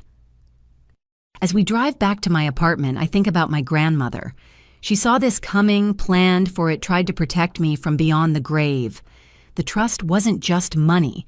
It was her way of ensuring I'd eventually have the power to fight back. My phone rings. It's Sarah Winters. Lena, I've reviewed the documents Patricia provided. This is massive. We're talking about criminal breach of fiduciary duty, embezzlement, and fraud spanning years. The FBI will want to add this to their case. How did they think they'd get away with it, I ask. Because they almost did, Sarah replies. If you hadn't caught the identity theft, if Tyler hadn't been arrested trying to flee, if Patricia hadn't kept records, they would have succeeded. The trust would have been looted, documents destroyed, and you'd never have known. But now I do know, I say, steel entering my voice. Now you know, Sarah agrees. And in 8 weeks, you'll have the resources to ensure they face justice for everything they've stolen. Your grandmother made sure of that. As I enter my apartment, Marcus doing his security sweep, I set the portfolio on my kitchen table. Inside are deeds to property. I've never seen statements from accounts I didn't know existed, proof of a company I was told failed. But more than that, it contains evidence of exactly how long and how thoroughly my family has betrayed me. Every monthly payment I scraped together while they sat on millions. Every sacrifice I made while they lived off my inheritance. The anger that rises isn't hot anymore. It's cold, precise, focused. They didn't just steal money. They stole years of my life, opportunities, peace of mind. They watched me struggle and sacrifice while sitting on wealth that belonged to me. 8 weeks until I control everything. 8 weeks until the full truth emerges. 8 weeks until my grandmother's plan finally protects me the way she intended. I pick up the letter she wrote, reading the final paragraph. My dear Lena, by now you know the truth about those who share your blood. But remember, family isn't just about genetics. It's about love, protection, and truth. Find your real family, the ones who support rather than exploit. You are stronger than you know, wealthier than you imagine, and deserving of so much more than they ever gave you. Live well. It's the best revenge. Through my tears, I smile. Grandma always did give the best advice, and in 8 weeks, I'll have the power to follow it. Thursday morning starts with Sarah Winters arriving at my apartment at 7 sharp, accompanied by 2 additional people I don't recognize. Marcus lets them in after checking credentials, his presence a now familiar comfort in my increasingly dangerous life. This is Jennifer Walsh, forensic accountant, and David Kim, digital security specialist. Sarah introduces them as they set up laptops on my dining table. We're going to war, Lena. Time to go from defense to offense. Jennifer Walsh looks like she could audit the Pentagon before breakfast. Sharp suit, sharper eyes, and an air of someone who finds hidden money the way others find loose change in couches. David Kim, younger and dressed in Silicon Valley casual, has already started scanning my apartment with some kind of electronic device. Your apartment's clean, David announces. No surveillance devices, but your phone and laptop need immediate security upgrades. If your family's been this systematic, we have to assume they've tried digital surveillance too. While he works on my devices, Jennifer spreads financial documents across the table like a general planning a campaign. Based on Patricia's documentation and what we've uncovered about the trust, your parents and Robert Steinberg have stolen approximately $1.6 million over 7 years, she states. But that's just the beginning. I found shell companies, hidden accounts, and property transfers that suggest a much larger scheme. Shell companies. I sink into a chair accepting coffee from Sarah. 3 so far, all registered in Delaware with your forged signature as a board member. Jennifer pulls up corporate documents on her laptop. They've been using these to launder money from your trust through fake consulting fees and property management charges. Sarah adds, this elevates the charges from simple fraud to racketeering. The FBI's going to have a field day with this. My phone now secured by David buzzes with a text from Emma. Found more docs in Dad's home office, sending photos. Also, Mom's lawyer says Dad owes more than gambling debts. He borrowed from bad people for investments that failed. The photos arrive showing loan documents with interest rates that make my stomach turn. 30% monthly compounding. Names like Sal's Investment Group and Morrison Emergency Capital. Mob loans. David states flatly, looking over my shoulder. Your brother borrowed from organized crime. No wonder they're threatening you. Can we use this? I ask Sarah. Everything helps build the pattern, she confirms. But first, we need to secure your inheritance before they can steal more. Patricia's emergency filing hit the court system this morning. Robert Steinberg has 72 hours to respond. He's probably shredding documents as we speak, I mutter. Jennifer smiles coldly. Let him. I've already subpoenaed 5 years of records from banks, brokerages, and the property management companies. Paper shredders can't destroy digital footprints. We spend the next 3 hours building what Sarah calls the war room. Every financial document, every email, every text message cataloged and cross-referenced. Jennifer discovers 2 more properties purchased with trust funds, but titled in my parents' names. David uncovers a digital trail of Tyler accessing my personal accounts going back 3 years. He installed keylogger software on your devices during family dinners, David explains, showing me the evidence. Every password you typed, every account you accessed, he could see. That's how they stayed ahead of you. The violation feels fresh again. Every private moment, every personal communication potentially monitored by my brother. Can we prove this? Already documented, David confirms. The software leaves traces. It's another federal crime to add to his collection. Detective Martinez calls with an update. Tyler's trying to make a deal. Says he has information about larger financial crimes in exchange for reduced charges. He's trying to flip on our parents, I ask. Seems like it. His lawyer hinted at documentation hidden from previous investigations. We're listening, but making no promises. Sarah immediately objects. Don't let him minimize his role. He's the one who committed corporate espionage and took mob loans. The parents are guilty, but he's the dangerous one. After Martinez hangs up, we return to building our case. Jennifer's excitement grows as she uncovers more financial malfeasance. Your grandmother was brilliant, she says admiringly. The trust structure made it hard for them to steal everything, but they found workarounds. Look at this property management fees of $40,000 annually for a house that maybe costs $10,000 to maintain. The rest went straight to their accounts. For 7 years, I calculate. That's $210,000 just in inflated fees. Plus dividends, company distributions, and investment returns they claimed didn't exist, Jennifer adds. Your parents have been living entirely off your inheritance while taking your monthly payments as spending money. Sarah's phone rings. She steps away, returning with a grim expression. That was the federal prosecutor. They're adding RICO charges based on the shell company evidence. Your parents and Steinberg operated as a criminal organization. This is now officially an organized crime case. The weight of it settles over the room. My family isn't just dysfunctional or greedy, they're officially a criminal enterprise. Emma texts again. Grandma's at the house with some man I don't recognize. They're loading boxes into a van.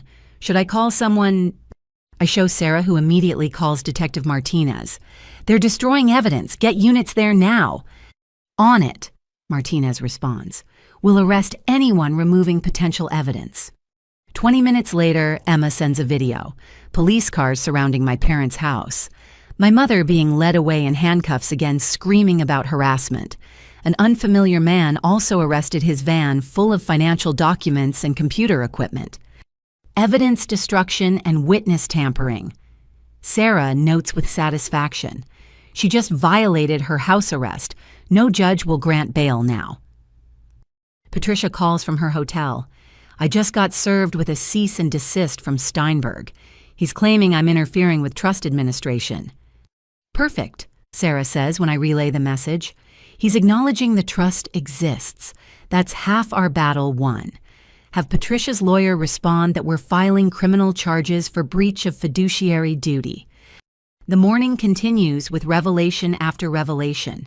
Jennifer finds investment accounts opened in my name, but controlled by my parents, containing money that should have been in my trust.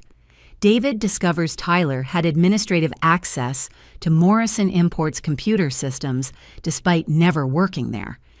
He was siphoning data, David explains. Customer lists, supplier contracts, financial projections. Probably planning to start a competing company or sell trade secrets.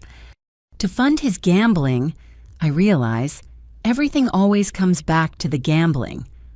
Addiction makes people desperate, Sarah observes, and desperate people do stupid things, like stealing from mob-connected bookies and trying to flip on their criminal parents. My laptop pings with an encrypted message from Margaret Chen. Henderson Industries reviewed Tyler's sabotage evidence. They're adding our company to a civil suit against Morrison Tech. Potential damages in the millions. Your documentation made this possible. At least my professional life might recover from this. I forward the message to Sarah, who adds it to our growing case file. Every crime creates ripples, she explains. Tyler didn't just hurt you, he damaged multiple companies' other employees' clients. The full scope is staggering. By noon, we've assembled what Jennifer calls a prosecutor's dream. Financial crimes documented across state lines involving multiple victims using sophisticated methods. The FBI agents who arrive to review our work whistle appreciatively. This is some of the most comprehensive documentation we've seen, Agent Sarah Chen admits. Usually we have to piece together fragments. You've handed us a gift-wrapped case. Thank my grandmother, I reply. She apparently knew this day would come. Agent Chen's partner, Agent Williams, focuses on the mob connection. These creditors Tyler owes, we've been tracking them for years. This might be our way into their organization. Am I in danger? I ask directly. Yes, he answers without sugarcoating, but we're going to make it very public that you're cooperating with federal authorities and that any harm to you would bring massive law enforcement response. Sometimes the best protection is making you too hot to touch. They leave with copies of everything promising increased federal attention to my safety. Sarah seems satisfied with the morning's work. We've shifted the narrative, she explains. You're not a family member having a dispute.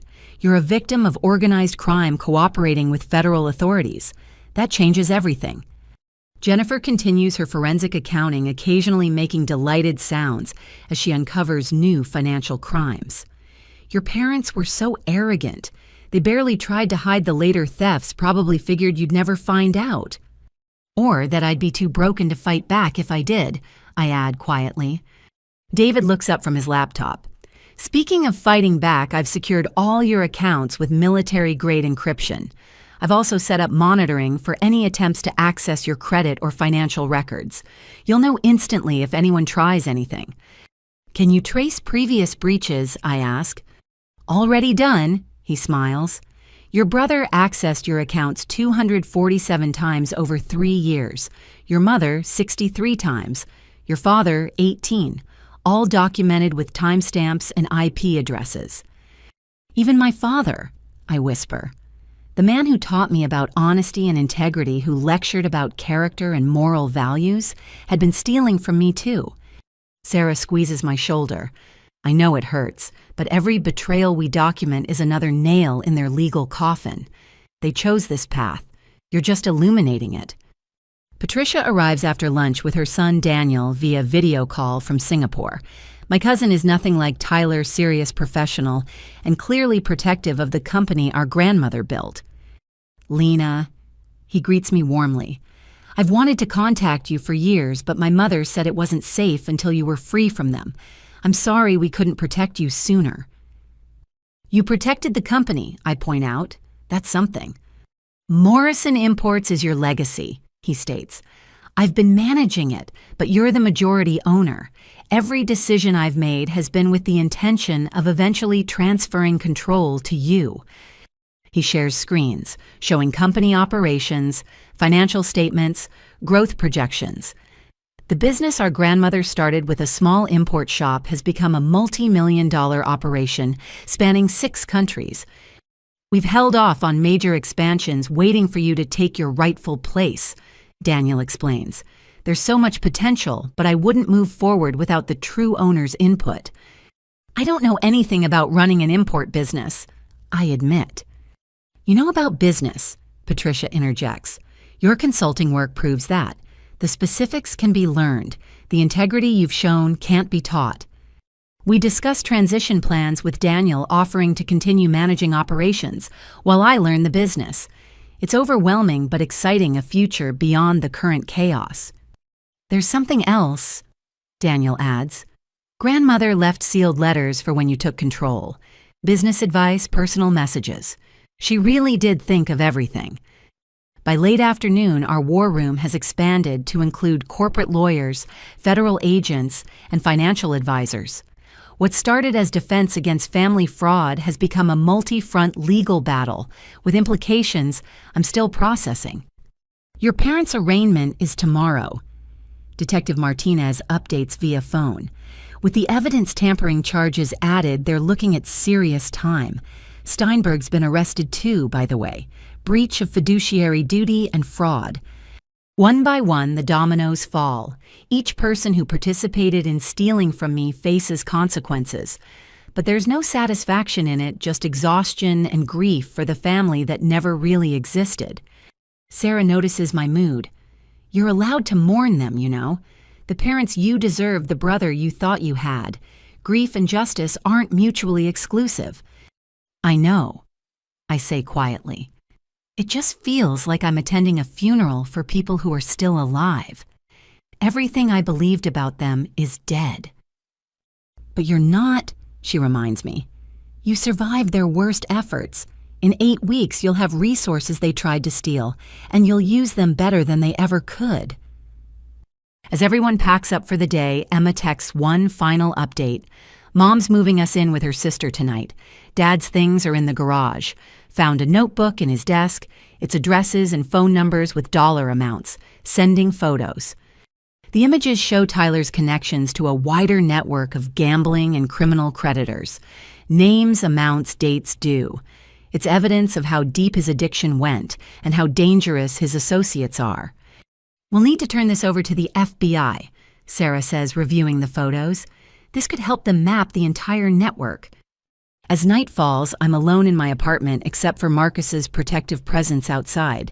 The dining table is clear of documents, but my laptop contains gigabytes of evidence of familial betrayal, spanning years.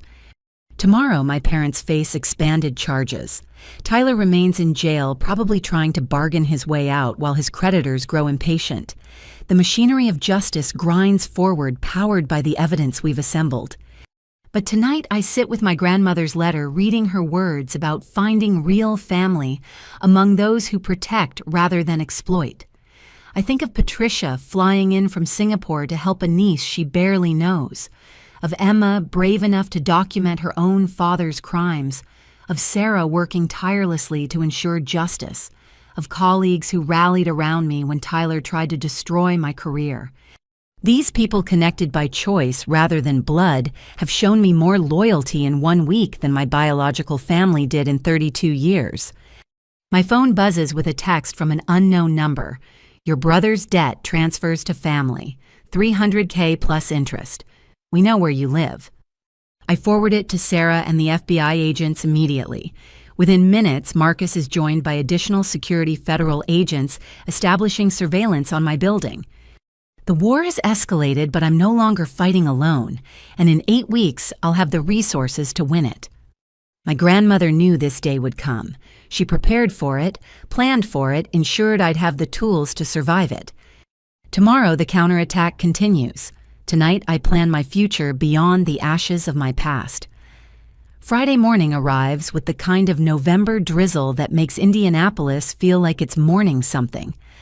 I'm reviewing quarterly reports from Morrison Imports when Jennifer Walsh calls with excitement, barely contained in her professional voice. Lena, you need to see what I found. Can you meet me at 4721 Maple Grove Lane in an hour? Bring Sarah. That address. The property my parents tried to fraudulently mortgage in my name. My stomach tightens as I agree. Marcus insists on advanced security sweeps before we arrive. The address leads us to an industrial area on the northwest side, not the residential neighborhood I'd expected. A modest office building sits surrounded by warehouses, looking deliberately unremarkable. Sarah meets me in the parking lot, her expression curious. Why would they try to mortgage commercial property as residential? Jennifer waits by the entrance, practically vibrating with discovery, because they didn't want anyone looking too closely at what this actually is. She leads us inside past a dusty reception area that hasn't seen use in years. But beyond that facade, through a security door that requires multiple keys, lies something entirely different.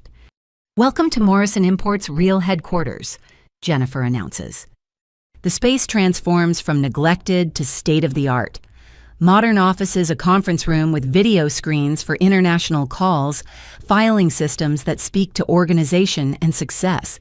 It's clearly been in active use recently.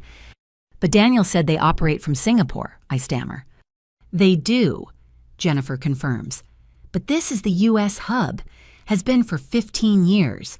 Your parents have been running the American operations of your own company without telling you. Sarah's already documenting everything with her phone. This is beyond fraud. I don't even have words. Jennifer leads us to an office marked President. Inside, family photos line the credenza, my father smiling from behind an executive desk I've never seen him occupy. Awards on the wall celebrate Morrison Imports' success, my father's name prominently displayed as president of U.S. operations. He's been coming here every day, Jennifer explains. That construction company, failure, a lie. He's been drawing a salary of $250,000 annually as president of the company you own. I sink into a chair staring at evidence of a double life I never suspected. My mother. CFO Jennifer pulls out payroll records. $175,000 annually. They've paid themselves over $3 million in salaries from your company over the past decade. But I own 60%, I whisper. which they hid while operating as if they owned everything, Sarah states. This is corporate theft on top of everything else. Jennifer guides us through the building, each room revealing new layers of deception. The warehouse contains hundreds of thousands in inventory. The accounting office shows profits hidden from me but carefully tracked. The shipping department processes orders daily, business thriving while I scraped by. How is all I manage? Shell companies layered over the real ownership, Jennifer explains. They created a corporate structure that obscured your grandmother's trust ownership. On paper, a company called Meridian Holdings owns this operation.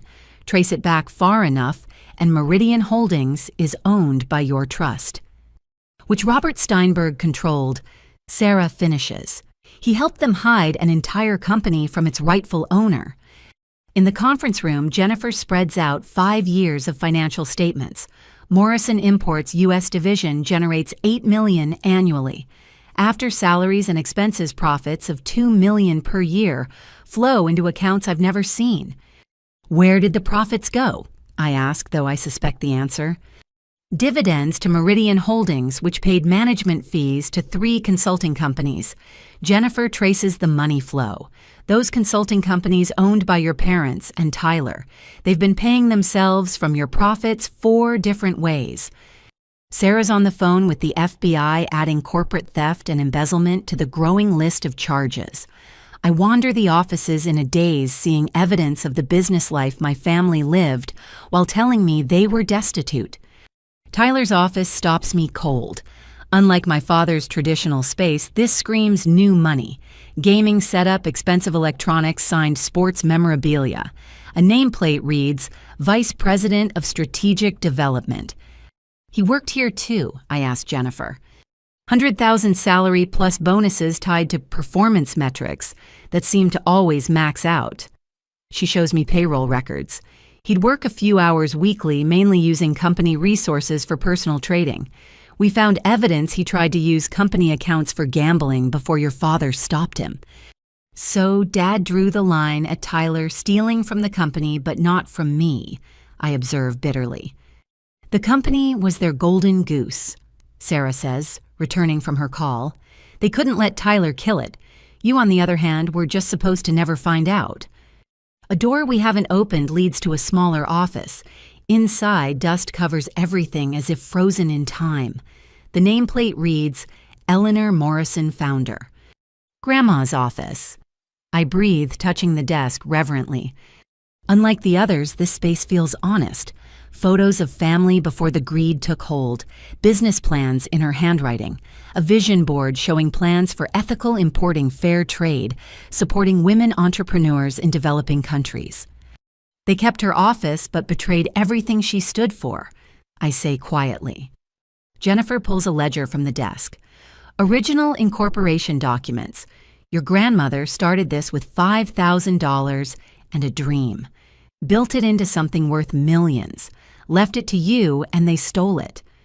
Sarah documents everything. This changes our entire case. We're not talking about hundreds of thousands anymore. The theft totals in the millions. The IRS will be very interested in how they reported this income. They probably didn't, Jennifer speculates. Corporate tax returns show the company paying taxes, but I bet personal returns don't reflect their full income. Add tax evasion to the charges. We spend hours cataloging evidence. Employee records show a staff of 12 all believing they work for my parents. Contracts with major retailers carrying Morrison Imports products I've never heard of. Banking relationships spanning decades. I need air, I finally say, overwhelmed. Outside, the drizzle has become rain. I stand in it, letting the cold water ground me in reality. My entire adult life has been shaped by lies about family poverty, while they ran a multi-million-dollar operation I actually owned. Sarah joins me, umbrella in hand. You okay? They had me living in poverty while stealing millions from my own company. I laugh, but it sounds hollow. I ate ramen for months to send them money while they drew executive salaries from my business. Now you know, she says simply, and in 7 weeks you'll control it all. The question is, what will you do with it? Before I can answer, Marcus signals urgently from the parking lot. A van has pulled up, several men getting out despite the rain. They don't look like they're here for legitimate business. Inside now, Marcus orders, hand on his weapon. We retreat into the building, Jennifer locking doors behind us. Through security cameras, we watch the men circle the building, testing entrances, clearly searching for something or someone. Tyler's creditors, I guess. Probable, Sausen. Marcus confirms, already calling for backup. They might know he worked here, think there's money hidden. Sarah adds, or they know you own it and want to send a message. We watch tensely as police arrive, the men scattering before officers can approach. One leaves something on the doorstep, a manila envelope that bomb squad will have to clear before we can retrieve it. This is escalating, Marcus observes. They're getting bolder. 2 hours later, after the building's been cleared and the envelope deemed safe, we see what they left. Photos of me entering my apartment, at the grocery store, at the bank. Surveillance showing they've been watching. A note, $300K by Sunday or we come collecting. Family debts are family problems. They're trying to intimidate you into paying Tyler's debts. Sarah states the obvious. This is witness tampering on top of everything else. Detective Martinez arrives with federal agents taking the evidence and surveillance footage. We're close to arrests on the gambling ring. Your brother's cooperation is helping, but these guys don't go down easy. What do you recommend? I ask. Vary your routines. Increase security. Don't go anywhere alone. She pauses. And consider temporary relocation. You're too exposed at your apartment. Sarah agrees. My firm has a corporate safe house for witnesses in financial crimes cases. Full security, untraceable location. You could work on the case without constantly looking over your shoulder. The idea of being driven from my home by my brother's gambling debts adds insult to endless injury. But pragmatism wins over pride. Fine, I agree. But first we finish documenting this place. We work until evening, Jennifer discovering more financial crimes with each filing cabinet. The legitimate business my grandmother built has been twisted into a vehicle for fraud, tax evasion, and money laundering. Final tally, Jennifer announces as we prepare to leave. Your parents and Tyler have stolen approximately $4.7 million over 15 years through salary, false dividends, embezzlement, and fraudulent management fees. That's not counting the trust theft. $4.7 million, I repeat numbly. While I couldn't afford health insurance, Daniel calls from Singapore as we're leaving, having heard about our discovery. I knew they were hiding something, but not this scale. Lena, I'm so sorry. I should have investigated harder. You protected what you could, I assure him. Without you maintaining the Singapore operations, they'd have stolen that too. When you take control, we'll merge operations properly, he promises. Full transparency, ethical practices, everything your grandmother intended. This company can be great again under its rightful owner. As Marcus escorts me to the safe house, I think about the building we're leaving behind. A monument to greed and deception, but also to my grandmother's success. She built something valuable enough to steal strong enough to survive their theft. In 7 weeks, I'll walk into that building as its acknowledged owner. I'll sit at her desk, honor her vision, run the company with integrity they abandoned. The safe house is a modest townhouse in a quiet suburb, unremarkable except for subtle security measures. Inside, it's comfortable but impersonal. Sarah helps me settle in while Marcus coordinates with the security team. This is temporary, Sarah reminds me. Once the immediate threats are handled, you'll reclaim your life. Which life? I ask. The one where I was a struggling consultant sending money to lying parents, or the one where I'm secretly a millionaire who owns a company I've never run? The one where you're a survivor, she says firmly, who exposed massive fraud, stood up to criminals, and refused to be victimized further. That's who you are now. As night falls in my temporary refuge, I video call Emma, who's safe with her aunt and Patricia, preparing to return to Singapore. My real family, the ones who stood by truth rather than participating in lies. Tomorrow brings more revelations, more legal proceedings, more threats from Tyler's creditors. But tonight I sit with my laptop studying the company that's been mine all along. Learning the business my grandmother built, my parents stole, and I'll soon reclaim. 4.7 million stolen, a multi-million-dollar company hidden, trust funds looted, identity destroyed. But I'm still standing, still fighting, still determined to honor my grandmother's true legacy rather than the corrupted version my parents created. 7 weeks until I take control. 7 weeks to prepare for running a company I just discovered I own.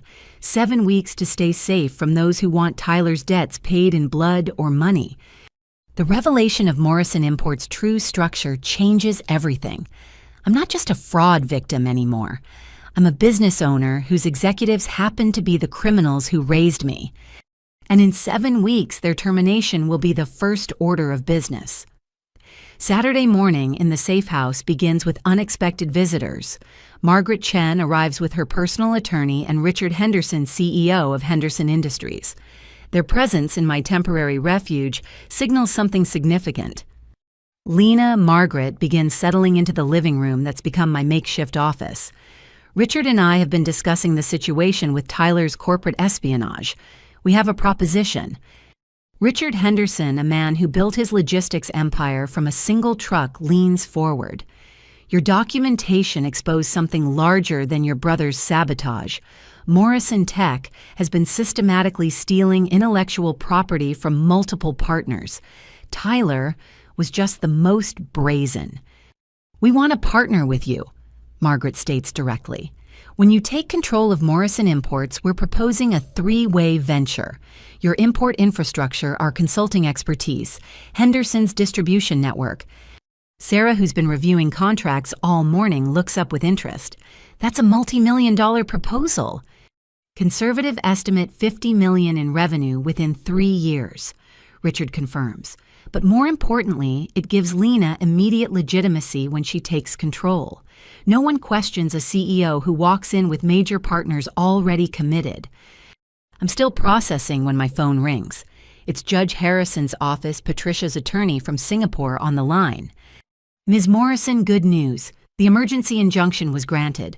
Robert Steinberg has been removed as trustee effective immediately. Assets are frozen pending transfer to independent fiduciary. So I have access to the trust. I ask, heart racing. Not yet, the attorney clarifies, but neither does anyone else. The court appointed Whitman Trust Services as temporary administrator. They'll maintain assets until your birthday transfer. Steinberg's fighting it, but the evidence of breach is overwhelming. After hanging up, I share the news with the group. Margaret smiles, a predator recognizing wounded prey. Steinberg's desperate. Desperate people make mistakes. She turns to her attorney. What would it take to accelerate the trust transfer? Proof of immediate need or danger to assets, the lawyer responds. Given the creditor threats and evidence tampering, we might argue emergency circumstances. Sarah's already pulling up legal precedents on her laptop. There's case law supporting early distribution when trustees have breached duty and beneficiaries face danger. Worth attempting. As they strategize legal maneuvers, Emma texts from her aunt's house. Mom's at the old house. Found her crying in Dad's office. She wants to talk to you. Says she has information about the gambling debts. I show Sarah, who immediately objects. It could be a trap. Madison's been complicit until now. Or she's finally seeing the truth. I counter. She just learned Tyler stole her grandmother's jewelry and secretly insured her life. Maybe she's ready to help. After much debate, we arrange a meeting at Sarah's law office, neutral territory, with security present. Madison arrives looking nothing like the polished woman who sneered at me on Thanksgiving. Her designer clothes are wrinkled makeup, absent eyes hollow with betrayal. Lena, she begins, then stops, seemingly at loss. I owe you an apology. Several, actually. I was horrible. You were, I agree, not ready to offer easy absolution. I found something. She continues, pulling out a tablet. Tyler's real books, not the sanitized versions he showed me, but the actual records of what he owes and to whom. Sarah and I exchange glances as Madison opens encrypted files. The numbers are staggering. $300,000 to Sal's organization, another $200,000 to a group called Northside Capital, $50,000 to someone listed only as the Hammer. Total debt $780,000, Madison summarizes. With interest compounding daily, he owes more than our house is worth. Why show me this, I ask? Because they've threatened our children, she says quietly. Notes at Benjamin's preschool. Emma followed home from school. They want their money and they don't care who they hurt. Sarah's already calling Detective Martinez with this new information. I study Madison seeing fear crack through her entitled facade. There's more, Madison continues. The 24/7 gym Tyler claimed to visit. It's a gambling front. High-stakes poker in the back rooms. He lost $50,000 there last month alone. She shows photos from Tyler's phone, synchronized to her cloud without his knowledge.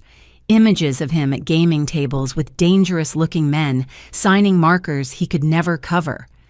I was willfully blind, Madison admits. The lifestyle, the money, I didn't want to know where it came from. But I won't let my children pay for our greed. Margaret, who's been quietly observing, speaks up. Madison, would you testify about Tyler's gambling connections? It would help the federal case. Yes, Madison answers without hesitation. I've already given everything to my divorce attorney. Tyler won't have anything left to bargain with. Over the next 2 hours, Madison provides detailed information about Tyler's double life. The gambling addiction that started small but escalated after he burned through his trust fund. The increasingly dangerous creditors he turned to. The lies that kept expanding to cover previous lies. He was planning to run, she reveals. Costa Rica first, then somewhere without extradition. The ticket you caught him with. There were 3 more. For me and the kids. He was going to make us fugitives. Did my parents know, I ask? About the gambling, yes. They gave him money several times to cover debts. Always from what you sent them, never their own funds. She pauses. They enabled him while lecturing me about supporting my husband. Sarah documents everything while Margaret's attorney drafts agreements for Madison's cooperation. The woman who mocked me for working hard is now providing evidence to convict her husband. I need protection for my children, Madison states. Emma and Benjamin don't deserve this. We'll arrange it. Detective Martinez confirms having arrived during Madison's revelations. Federal witness protection if necessary. These creditors don't play games. As Madison leaves with federal agents, Emma texts again. Aunt Sarah, I found something in Dad's car, hidden in the spare tire well, thumb drives and a notebook. Should I tell the FBI? Tell her to give everything to the agents with her mother, Sarah instructs. Don't touch anything else. An hour later, the FBI calls with the contents of Tyler's hidden stash. The thumb drives contain detailed records of every bet, every loss, every desperate loan. The notebook lists passwords to accounts we didn't know existed. Your brother was documenting everything, Agent Chen explains over video call, either for insurance or because addicts often compulsively record their destruction. This evidence is golden for our RICO case. Janet Morrison. My forensic accountant has been building financial models on her laptop. Based on everything we've discovered, your net worth, once the trust transfers and company control is established, will be approximately $8.3 million. That's conservative, not counting potential growth or the partnership proposals. The number seems surreal. This morning I woke up in a safe house hiding from creditors. In 7 weeks, I'll control millions. The cognitive dissonance makes my head spin. We need to accelerate the timeline, Margaret declares. Every day that passes gives them more opportunity to hide assets or destroy evidence. Richard, if we announce our partnership now, it might pressure the court to expedite. Richard nods. Public pressure can be useful. Major companies partnering with Lena sends a message that she's the legitimate heir, not the unstable person her family portrayed. Sarah drafts press releases while Margaret and Richard's teams coordinate. Within hours, business reporters have the story major partnership announced pending Morrison Imports leadership transition. My phone explodes with notifications, LinkedIn messages from colleagues expressing support, former clients interested in working with my new company, industry publications requesting interviews. You're trending. Emma observes via text, sending screenshots of business news sites.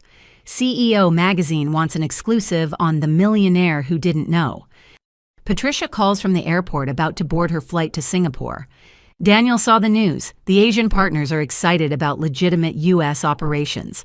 Stock up on coffee. You'll be getting calls from Singapore at odd hours.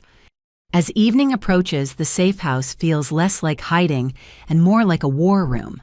Sarah fields legal calls, Margaret coordinates business strategy, and Richard's team runs distribution projections. This morning you were a fraud victim, Sarah observes. Tonight you're an emerging business leader with major partners. Quite a transformation. I'm still processing, I admit. Part of me wants to just take the money and disappear. Let someone else run the company. You could, Margaret acknowledges, but that's not who you are. You fought for truth and justice.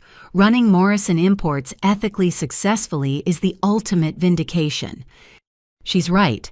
Taking my grandmother's company back, running it with integrity, succeeding where my parents failed morally, that's better than any revenge. Tyler's creditors make another appearance, this time at Madison's sister's house. Security footage shows men photographing license plates, noting routines. The threat escalates despite federal attention. We need to cut this off at the source, Detective Martinez states during an emergency call. Tyler's cooperation isn't enough if his creditors think you're the payment plan. What do you suggest? I ask. A meeting. Controlled circumstances. Make it clear the well is dry, that federal attention makes you untouchable. Sometimes facing threats directly diffuses them. Sarah strongly objects, but Richard offers unexpected support. I've dealt with unsavory elements in building my business. Sometimes showing strength prevents worse confrontations. After heated debate, a plan emerges. Federal agents will arrange a meeting with Sal's representative. I'll attend with massive security, making clear that Tyler's debts die with his freedom. No family obligation exists, and pursuing me brings only federal prosecution. It's risky, Marcus admits, but continuing to hide while they escalate is riskier. The meeting is set for Monday. In the meantime, more allies emerge. Janet discovers that several employees at Morrison Imports' U.S. operation want to testify about my parents' mismanagement. Suppliers offer evidence of delayed payments, while my parents drew bonuses. Your grandmother built relationships, Patricia explains during our final call before her flight. Those people remember her integrity. They want to see it restored. Sunday brings unexpected visitors. Aunt Patricia, the one who sided with my mother, arrives at the safe house with her husband Robert. Sarah almost turns them away, but something in Patricia's expression stops me. We were wrong, Patricia says simply. We believed Dorothy's lies, sided with family over truth. But seeing the evidence, the arrests, the company theft, we were blind. Robert adds, we want to help. Testify, provide character witnesses, whatever's needed. Family should mean more than enabling criminals. Their apology feels genuine, though I'm wary of deathbed conversions. Sarah documents their offer, adding them to the growing list of witnesses. Mom's in isolation at the jail, Patricia reveals. No visitors after she tried to have another inmate contact Tyler's creditors. She's still scheming, even facing decades in prison. The news doesn't surprise me. My mother's manipulations are reflexive like breathing. Even consequences can't stop her nature. As Sunday night arrives, I video call Emma and Madison. They're in protective custody, safe but displaced. Benjamin doesn't understand why they can't go home. Emma tries to stay strong for her little brother. This is temporary, I promise Emma. Once the legal issues resolve, we'll make sure you have stability. Can I work for Morrison Imports when I'm older? She asks. I want to learn business from someone ethical. Absolutely, I confirm. In fact, we'll start your education early. Internships, mentoring, whatever you want. After hanging up, I sit in the quiet safe house reflecting on the week's transformation. From family pariah to business leader, from victim to victor, from isolation to alliance. Tomorrow I face Tyler's creditors backed by federal agents and business partners. Tuesday, the court hearing on expediting trust transfer. By week's end, I might control millions, and a company I'm still learning existed. Ready for tomorrow? Sarah asks, finalizing security arrangements. No, I answer honestly, but I'll do it anyway. My grandmother faced bigger challenges building the company. I can face criminals trying to steal from it. She smiles. That's the spirit. Channel Eleanor Morrison's strength. She'd be proud of what you're doing. Looking at my grandmother's photo on my laptop, I believe that's true. She built something worth stealing, but also worth saving. In 7 weeks or sooner, I'll honor that legacy. The alliance forming around me, friends, ethical business partners, law enforcement, even reformed family members, proves what grandmother always said. Real family isn't about blood. It's about standing together when truth matters most. Tomorrow, I stop running from Tyler's shadows. Time to step into the light my grandmother left for me, even if criminals try to dim it. Monday morning's meeting with Sal's representative takes place in a federal building's secured conference room. I'm surrounded by FBI agent Sarah at my right side, Marcus positioned strategically behind me. Across the table sits Vincent Vinny Torino, wearing an expensive suit that can't hide the danger beneath. Ms. Morrison. He begins, voice smooth like oil over gravel. We have a problem. Your brother owes significant debts. In our world, family obligations extend beyond individual responsibility. In the legal world, Sarah interjects, they don't. Tyler Morrison's debts are his alone. Vinny's smile doesn't reach his eyes.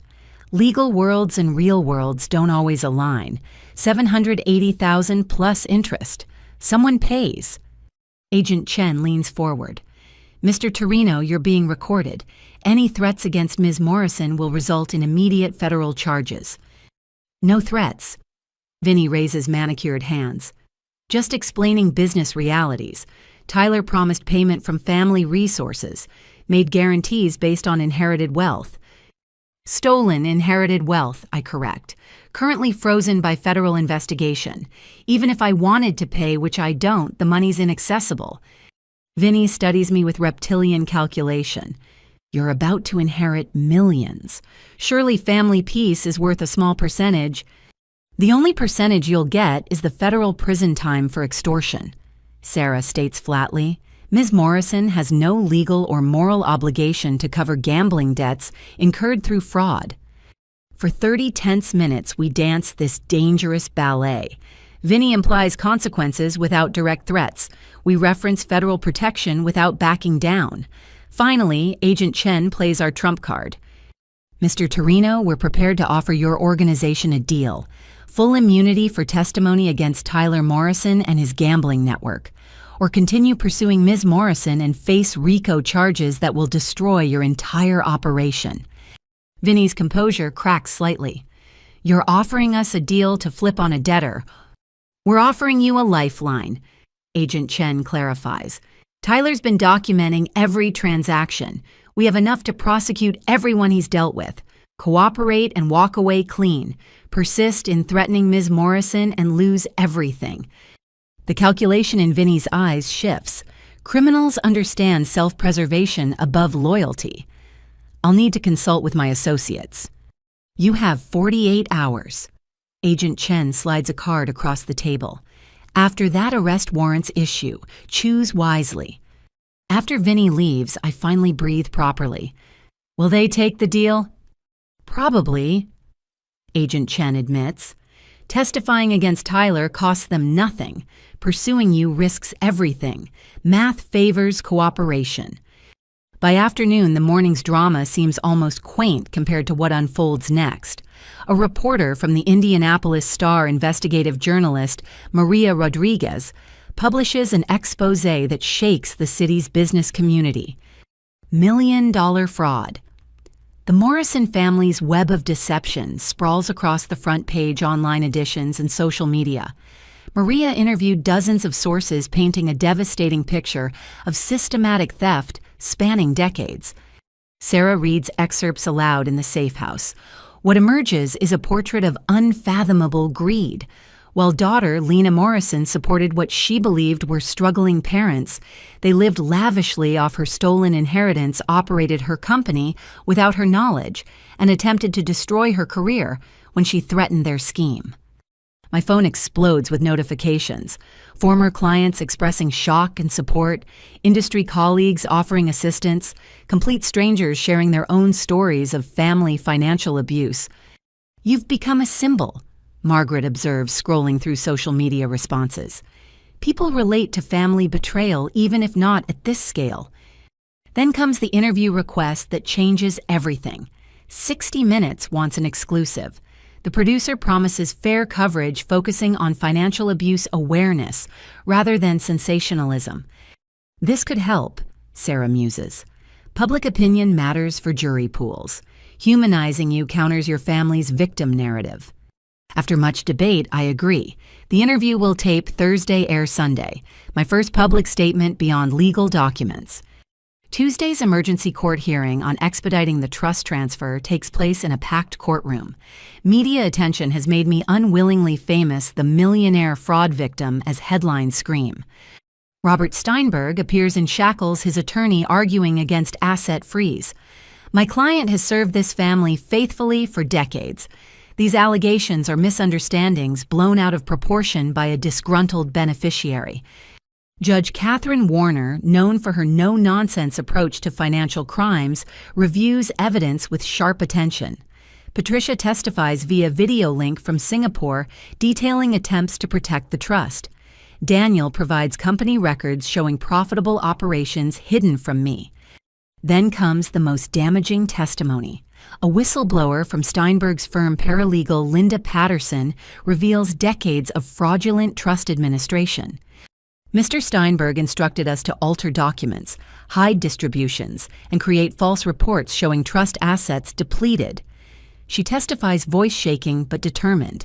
He said the beneficiary was too stupid to check, and the family deserved the money more.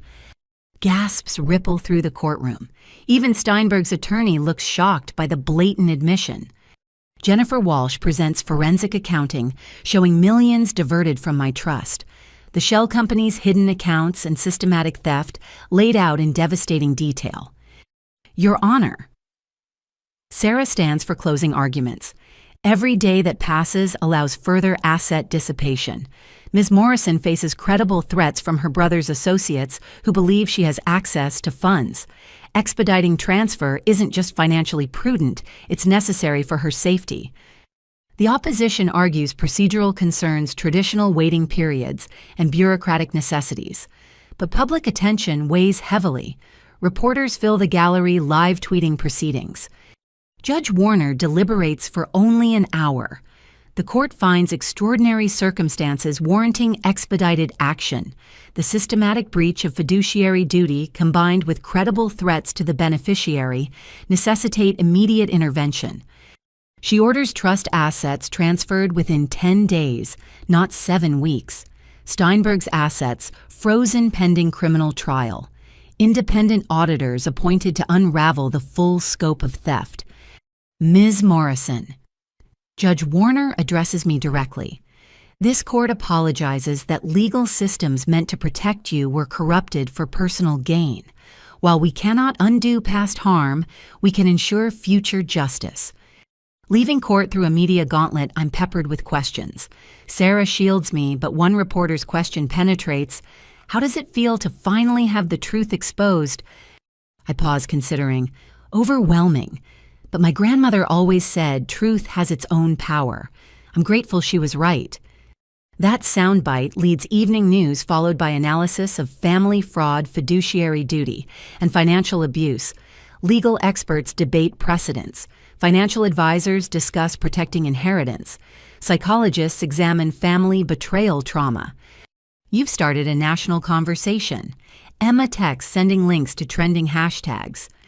Justice for Lena and Nastani family fraud awareness gain momentum. Wednesday brings unexpected consequences from publicity. Morrison Imports phones ring constantly with orders. Customers want to support a company returning to ethical management. Suppliers offer improved terms in solidarity. Sales are up 40% since yesterday. Daniel reports from Singapore. Americans love an underdog story. You're the heiress who didn't know she was rich fighting the family who stole from her. It's marketing we couldn't buy. But visibility brings danger too. Death threats arrive at Sarah's office, not from Tyler's creditors, but from stranger criminals who see opportunity in high-profile wealth. Security increases again. This is why victims often stay quiet. Detective Martinez observes reviewing threats. Going public paints a target, but you're handling it well.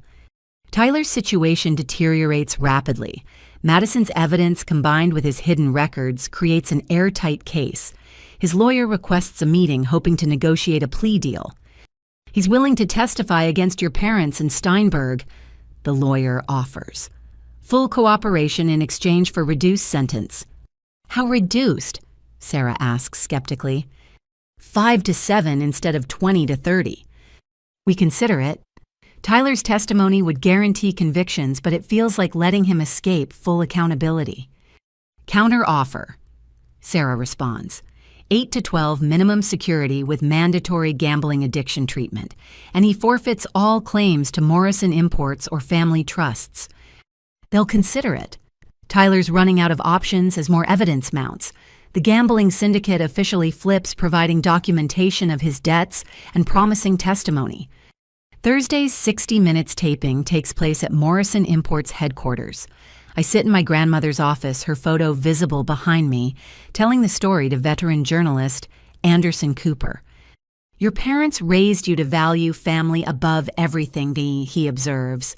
How do you reconcile that with sending them to prison? They taught me words about family loyalty while demonstrating betrayal. I answer. Real family doesn't systematically destroy your life for personal gain. I'm not sending them anywhere their choices created consequences.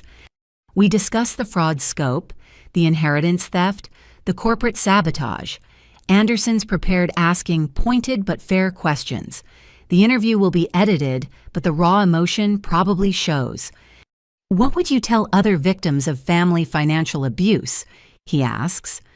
Document everything, trust your instincts, and remember you don't owe anyone your destruction regardless of shared DNA. Love shouldn't cost your future. After taping, Anderson privately shares his own family struggles with financial boundaries. Even successful people face these challenges. The universality of family money conflicts surprises me. Friday arrives with my parents' latest legal maneuvering. They've hired new attorneys claiming ineffective counsel. These lawyers, known for defending white-collar criminals, immediately file motions challenging evidence. Standard delay tactics, Sarah dismisses. They're hoping media attention dies down before trial. It won't work. What does work is public opinion's continued shift. My parents' church publicly distances itself from them. Their country club revokes membership. Former friends give interviews expressing shock at the deception's scope. They're becoming pariahs, Aunt Patricia observes during a call. Dorothy called me from jail screaming about ungrateful friends abandoning her. She genuinely doesn't understand why people are disgusted. The narcissism runs so deep she can't comprehend consequences. In her mind, she's still the victim of an ungrateful daughter who wouldn't quietly accept theft. As the week ends, I prepare for Sunday's television appearance and Monday's trust transfer. In 10 days, I've gone from anonymous fraud victim to nationally recognized survivor. The exposure feels vulnerable, but necessary. Ready for what comes next? Sarah asks Friday evening. Taking control of an $8 million company while testifying against my family, sure, completely prepared, I say sarcastically. She laughs. At least you haven't lost your sense of humor. It's that or cry, I admit, sometimes both. Sunday night, I'll watch myself tell America about family betrayal. Monday morning, I'll walk into Morrison Imports as its acknowledged owner. 2 events that seemed impossible just weeks ago. My phone buzzes with a text from Emma. Watching you stand up to them gives me strength. Benjamin and I are proud of you, Aunt Lena. Show the world what real family means. That's worth more than any inheritance. A 16-year-old's courage, a 4-year-old's trust, and the knowledge that breaking cycles of abuse helps others find their own strength. The public exposure continues, but I'm no longer hiding. Let them see what family fraud really costs. Let them understand that justice sometimes requires exposing those who share your name but not your values. Sunday's approaching. America will meet the millionaire who didn't know she was rich, who chose truth over blood, who refused to let family destroy her future. I hope my grandmother would be proud. More importantly, I hope other victims see possibility in my story. Family shouldn't be a weapon. Love shouldn't be conditional on compliance. And sometimes the most loving act is saying, no more. The exposure feels like standing naked in a spotlight. But maybe that's what healing requires: brutal honesty in public spaces, refusing to hide family shame and showing others they're not alone. Sunday can't come soon enough. Or maybe Monday, when I finally claim what was always mine. Monday morning arrives with the kind of crisp clarity that makes everything feel more real. I stand outside Morrison Imports at 7 a.m. key in hand, surrounded by Sarah Margaret Chen and a small army of security and supporters. Local news crews capture the moment as I unlock the door to my own company for the first time as its acknowledged owner. How does it feel? A reporter calls out. Like coming home to a place I've never been, I answer honestly. Inside, 12 employees wait nervously. They've worked here throughout my parents' deception, believing they answered to the people who stole from me. Some look guilty, others hopeful, all uncertain about their futures. I know this is awkward. I address them in the conference room. You were lied to, just as I was. Your jobs are safe. In fact, I intend to expand operations and hire more staff. Morrison Imports will be what my grandmother envisioned: ethical, profitable, and a source of pride for everyone involved. Janet Sullivan, who's been office manager for 8 years, steps forward. Ms. Morrison, we want to show you something. She leads me to a storage room I hadn't noticed during our investigation.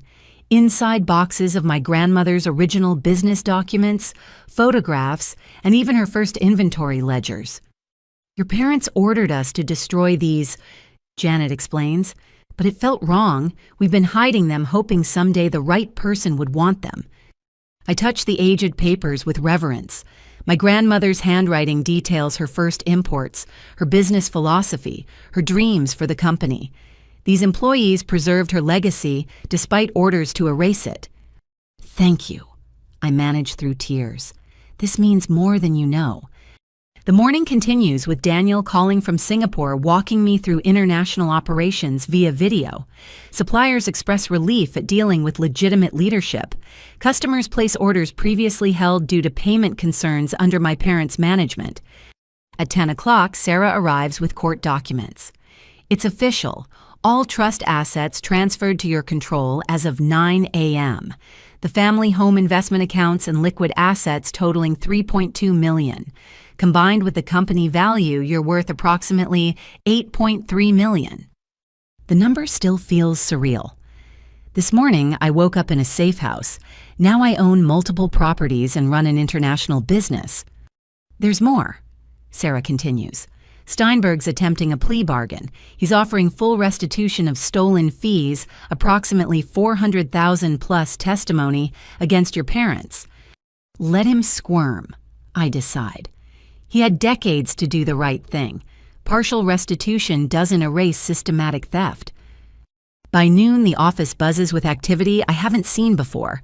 Employees energized by honest leadership, phones ringing with new business, the company my parents treated as their personal piggy bank showing its true potential.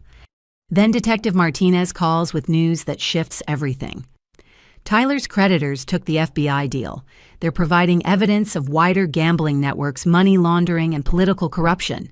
Your brother was a small fish who led us to an ocean of crimes. Is my family safe? I ask, thinking of Emma and Benjamin. Safer than before. These arrests remove the threat infrastructure. Sal's entire operation is being dismantled. Wednesday brings the trial's first major victory. Tyler accepts the plea deal: 10 years minimum security mandatory treatment and forfeiture of all claims to family assets. His testimony will seal our parents' fate. I attend his allocution, needing to hear him admit guilt. Tyler stands in orange jumpsuit reading a prepared statement with none of his usual charm. I systematically defrauded my sister Lena Morrison through identity theft, corporate espionage, and conspiracy with our parents to steal her inheritance. I took advantage of her trust and generosity to fund gambling addiction that destroyed multiple lives. I'm guilty of all charges and accept responsibility. The words sound hollow, read rather than felt, but legal record now holds his confession. No future revision of history can erase this moment. Afterwards, Madison approaches in the courthouse hallway. He asked to see the kids. I said no. Some consequences can't be avoided with apologies. How are they? I ask. Benjamin's confused but resilient. Emma's in therapy processing everything. Your offer of future internship gives her hope. She pauses. I'm starting community college. Accounting. I want to understand money honestly, not just spend it. If you need help with tuition, I offer. No, she says firmly. I need to earn my own way. But thank you for showing me what that looks like.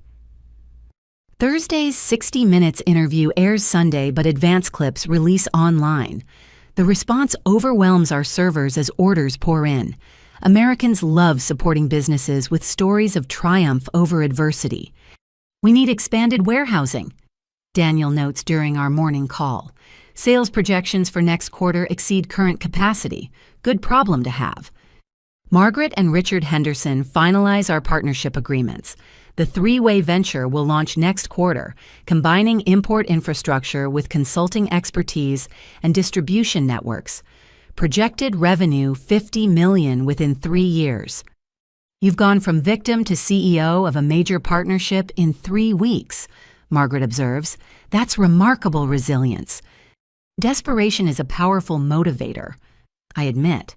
When your family tries to destroy you, building something better feels like survival. Friday brings my parents' trial date announcement. February 15th, giving prosecutors time to incorporate Tyler's testimony and new evidence. They face combined sentences of 30 to 50 years if convicted on all counts. Their new attorneys request a meeting. Against Sarah's advice, I agree. We meet in a federal conference room, my parents shackled and diminished. Orange suits age them decades beyond their years. Lena. My mother starts, then falters. Without her makeup and carefully styled hair, she looks fragile. We're sorry, we lost our way. You didn't lose your way, I respond evenly. You chose a path. Every forged document, every stolen payment, every lie required conscious decision. We're your parents, my father states, as if that explains everything. Biologically, yes, but parents protect their children. You systematically destroyed my life for money. That's not parenting. Their attorneys intervene with the real purpose. Our clients are willing to allocate blame primarily to Robert Steinberg and Tyler. In exchange for your support of reduced sentences. No, I interrupt. They orchestrated this entire scheme. Tyler learned from them. Steinberg followed their direction. I won't help them escape accountability. My mother breaks down sobbing about destroyed family, abandoned parents, ungrateful children. The manipulation is obvious now, theatrical and desperate. My father maintains stoic disappointment as if I've failed some moral test. We're done here, Sarah declares. Further communication goes through counsel. Leaving that room feels like shedding skin. The people who raised me are strangers wearing familiar faces. Whatever love existed got sold for monthly payments and stolen inheritances. Saturday brings unexpected closure from another source. The FBI raids several locations connected to Tyler's gambling network. Among those arrested 3 city councilmen, a state senator, and 2 judges. The corruption web extends far beyond family fraud. Your case broke open something huge, Agent Chen tells me. Tyler's records detailed bribes, fixed games, and money laundering through campaign contributions. You've helped expose systematic corruption. I just wanted them to stop stealing from me, I say. Most major cases start with personal grievances, she responds. Individual courage to speak up reveals larger patterns. You should be proud. Sunday evening, I gather with my chosen family to watch 60 Minutes. Emma and Madison join via video. Patricia and Daniel watch from Singapore. Margaret, Richard, and Sarah sit in my living room, having insisted I move from the safe house to a secure apartment near Morrison Imports. Anderson Cooper's introduction sets the tone. Tonight, a story of family betrayal that exposes the hidden epidemic of financial abuse. Lena Morrison discovered her parents and brother had stolen millions while she struggled to support them. Her fight for justice revealed corruption extending from family dinner tables to state capitol halls. Watching myself on screen feels surreal. The woman explaining systematic theft with calm precision doesn't match my internal image. She looks strong, professional, credible, not like someone whose family destroyed her life. "You did amazing," Emma says when it ends. Mom cried. Good tears, though, proud tears. The response is immediate and overwhelming. Social media explodes with support. Other victims share their stories. Financial abuse hotlines report record calls. My inbox fills with interview requests, speaking engagements, and book deal offers. "You've started something," Sarah observes. "This conversation needed to happen." As the week ends, I sit in my grandmother's office, now truly mine. The company runs better than ever. The partnership promises explosive growth. The legal victories pile up as conspirators scramble for plea deals. But the real victory is smaller, quieter. I'm sleeping without nightmares, eating without anxiety, making decisions based on my future rather than their manipulation. My phone rings with an unknown number. I almost don't answer, but something makes me pick up. Ms. Morrison. This is Diane Walsh from the National Financial Abuse Prevention Foundation. We'd like to offer you a board position. Your story and platform could help thousands of victims find their voices. I accept immediately. If my pain can prevent others suffering, perhaps some good emerges from this nightmare. Looking at my grandmother's photo, I think she'd approve. Not just of reclaiming the company or exposing the theft, but of using the platform for purpose, building something better from betrayal's ashes. The legal victory feels complete. Tyler imprisoned, parents facing trial, Steinberg disbarred and charged, gambling network dismantled, corruption exposed. But the personal victory matters more. I survived their worst efforts, built alliances with people who value truth over blood, created a future they tried to steal. Tomorrow brings new challenges: running a company, testifying at trials, building the partnership, speaking for victims who haven't found their voices yet.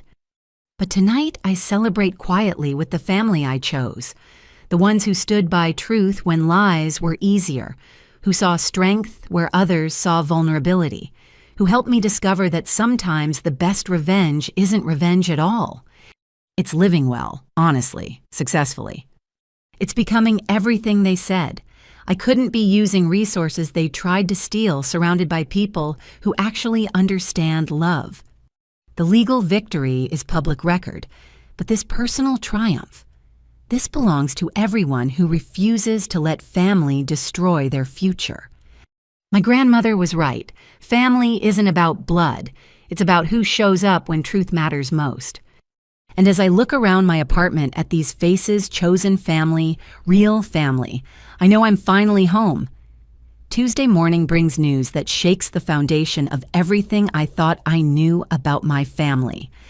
Detective Martinez calls before dawn, her voice carefully controlled. "Lena, we need you to come to the station. We've discovered something during the investigation that it's significant."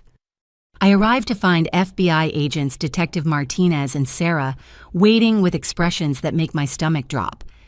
"In reviewing your parents' financial records, we found payments to a private investigator starting 35 years ago." Agent Chen begins. "We tracked down the PI. He kept meticulous records." She slides a folder across the table. Inside, photographs of a woman with 2 young children. The woman looks familiar, but I can't place her. "That's your father's first family," Detective Martinez says gently. "He was married before, had 2 children. He abandoned them when the boy was 3 and the girl was 5. The room tilts. I grip the table for stability. What? He never divorced his first wife legally. Agent Chen continues. Your parents' marriage is technically invalid, which means their claim to any marital assets is compromised, Sarah finishes. But more importantly, you have siblings who were also abandoned by your father. I stare at the photographs. A boy who looks like Tyler. A girl with my eyes. Where are they now? Michael Patterson is 38 lives in Phoenix, runs a construction company. Sarah Patterson Wells is 36, a teacher in Tucson. They've known about you and Tyler their whole lives. Their mother made sure they knew they had half-siblings. But we never knew about them. The betrayal feels fresh, different. My entire life is built on lies. There's more, Detective Martinez says apologetically. Your mother knew. The private investigator reports show she hired him to keep tabs on the first family, make sure they never contacted you. I excuse myself to the bathroom where I promptly vomit. The layers of deception seem infinite. Every time I think I've hit bottom, a new trapdoor opens. When I return, Sarah's reviewing additional documents. Michael and Sarah have agreed to speak with you if you want. They're victims too, abandoned by your father, monitored by your mother. They never received child support, never had contact. I want to meet them. I decide immediately. They're my family, real family he threw away. We arrange a video call for that afternoon. I spend the hours between pacing my office trying to process this revelation. My employees notice my distraction but respectfully give space. At 2 o'clock, I connect to the call. Two faces appear on screen, nervous but curious. Michael has our father's bone structure but warmer eyes. Sarah, the irony of sharing names doesn't escape me, has our grandmother's chin, the same one I see in my mirror.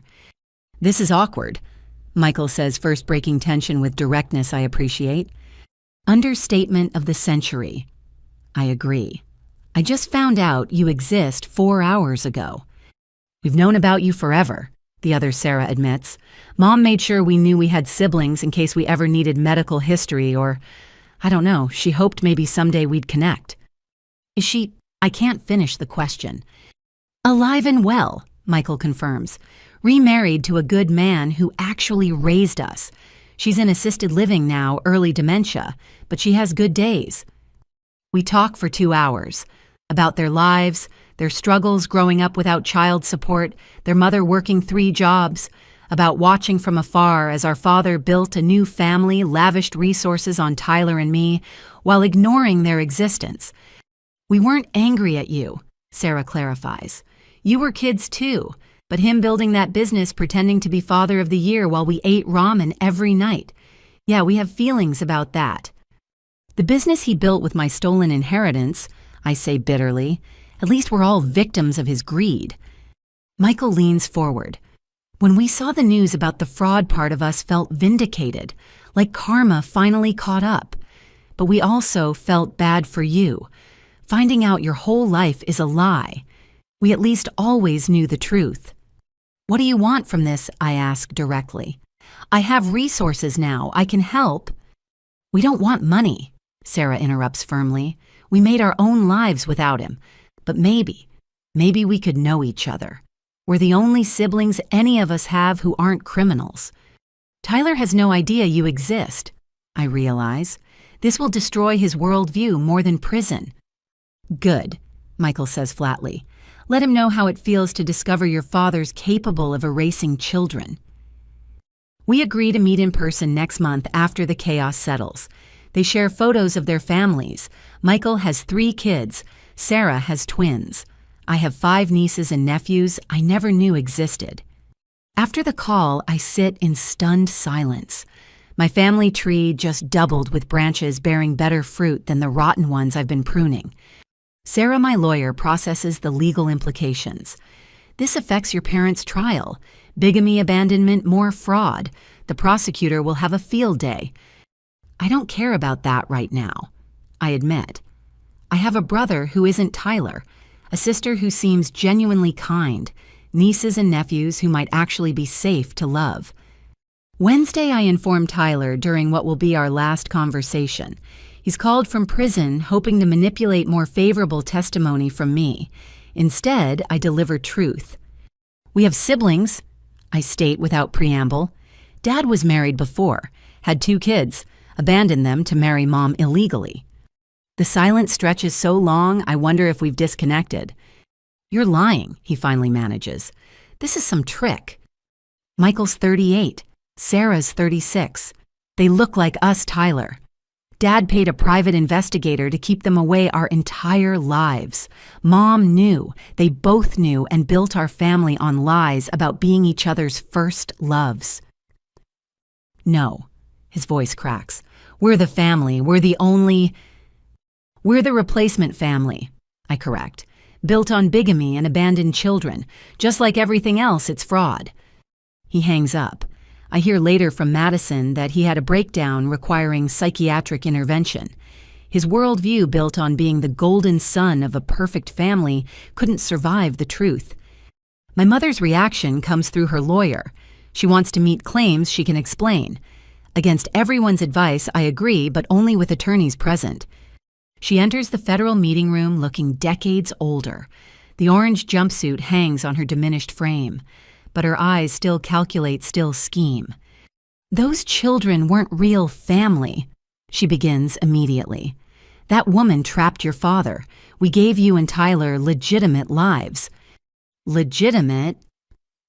I laugh harshly. Nothing about our lives was legitimate. You knew he had children and helped him abandon them. Then you stole from the children you did raise. What part of that is legitimate? We protected you from scandal, she insists. Imagine growing up knowing your father had another family. Instead, I grew up in a lie that exploded spectacularly. Much better, I say sarcastically. She tries emotional manipulation, tears, maternal guilt, but I see through it now. Every expression calculated, every word chosen for effect. The mother I thought I knew never existed, just this stranger wearing her face. I want their contact information, I state. Michael and Sarah, you monitored them for 35 years. I want to know everything. I'd burn those files, she says quickly, too quickly. Sarah leans forward. Destroying evidence in a federal investigation adds 5 years. Want to reconsider? My mother's mask finally drops completely. The loving mother, the victim, the martyr, all pretense falls away, leaving naked calculation. Fine, she spits. Your father couldn't let go, kept tabs on his precious first children. The files are in a safety deposit box at First National, box 247, keys hidden in his home office inside the false bottom of his Navy medal case. Even now, even caught, she'd hidden evidence. I wonder how many other secrets wait in hidden boxes and false bottoms. We're done, I tell her. Don't contact me again. I'm your mother, she screams as guards escort her out. You owe me forgiveness. Family forgives. But she's wrong. She's just the woman who gave birth to me, then spent 32 years stealing my life. Mother is a title earned through love and protection, not biology and manipulation. Thursday brings the safety deposit box revelation. Inside 35 years of surveillance on my half-siblings, report cards, school photos, job applications, marriage certificates. My parents stalked these children they'd help abandon, maintaining files like some sick hobby. This is disturbing. Agent Chen observes, cataloging evidence. They tracked every milestone, every achievement, almost like they were comparing, I finish, making sure the children they kept were more successful than the ones they threw away. One file makes me pause. A letter from teenage Sarah to our father begging for help with college tuition. His response typed on business letterhead, I have no daughter named Sarah. Do not contact me again. I have to leave the room overwhelmed by cruelty I can't comprehend. He denied his daughter's existence while stealing mine to fund Tyler's education. Madison calls that evening. I heard about the siblings. Emma wants to know if she has cousins now. 5, I confirm. Good kids with parents who didn't abandon them. Can we meet them? Emma asks, having taken the phone. I'd like family who aren't criminals. We're working on it, I promise. Friday culminates in a family reckoning none of us expected. Michael and Sarah fly in for an emergency meeting. They've decided they want to testify at our parents' trial. "He destroyed our mother," Michael states firmly. "She never recovered from the abandonment. We want it on record what he did to his first family before he defrauded his second." "It could get ugly," Sarah lawyer warns. "Defense will attack your motives, claim you're after money." "We've been attacked our whole lives by his absence," Sarah's sister responds. "What's one more time?" Besides, Lena deserves support from family who actually understands the word. As we strategize their testimony, I marvel at the unexpected bonds forming. These siblings I never knew existed show more loyalty in days than Tyler showed in decades. Their children video call shy but excited about new cousins. Emma promises to visit during spring break. "This is weird," Michael admits over dinner, "but good weird. We always wondered what you were like, if you were happy, if he was a better father to you." "He was a terrible father to us too," I assure him, "just differently terrible." "At least we're all free now," Sarah observes. "Free to be the family he never let us be." Looking around the table at these unexpected siblings, at Emma on video wearing a hopeful smile, at chosen family like my Sarah offering support, I realize the truth. My parents didn't destroy my family. They prevented me from knowing my real one. Now, with their crimes exposed and consequences closing in, we're finding each other, building relationships on truth rather than lies, creating bonds from shared survival rather than manufactured perfection. The family reckoning isn't just about justice for crimes committed. It's about discovering family that was hidden, connections that were severed, and love that survived despite abandonment. My father stole from all his children in different ways. My mother helped him hide his crimes while committing her own. But their failure is our freedom. Freedom to know each other. Freedom to heal. Freedom to be the family they never allowed. Tomorrow we continue building. Morrison Imports needs leadership. Trials need testimony. New siblings need time to trust. But tonight we share a meal and swap stories, finding humor in the absurdity and hope in the honesty. The family reckoning reveals more than crimes. It reveals resilience, courage, and the possibility of connection beyond blood and betrayal. My grandmother would have loved this. Children finding each other despite parents' worst efforts. Truth winning over carefully constructed lies. Family meaning more than shared DNA or stolen money. The reckoning continues, but we face it together. The family my parents fractured is becoming whole in ways they never imagined, and that's the best justice of all.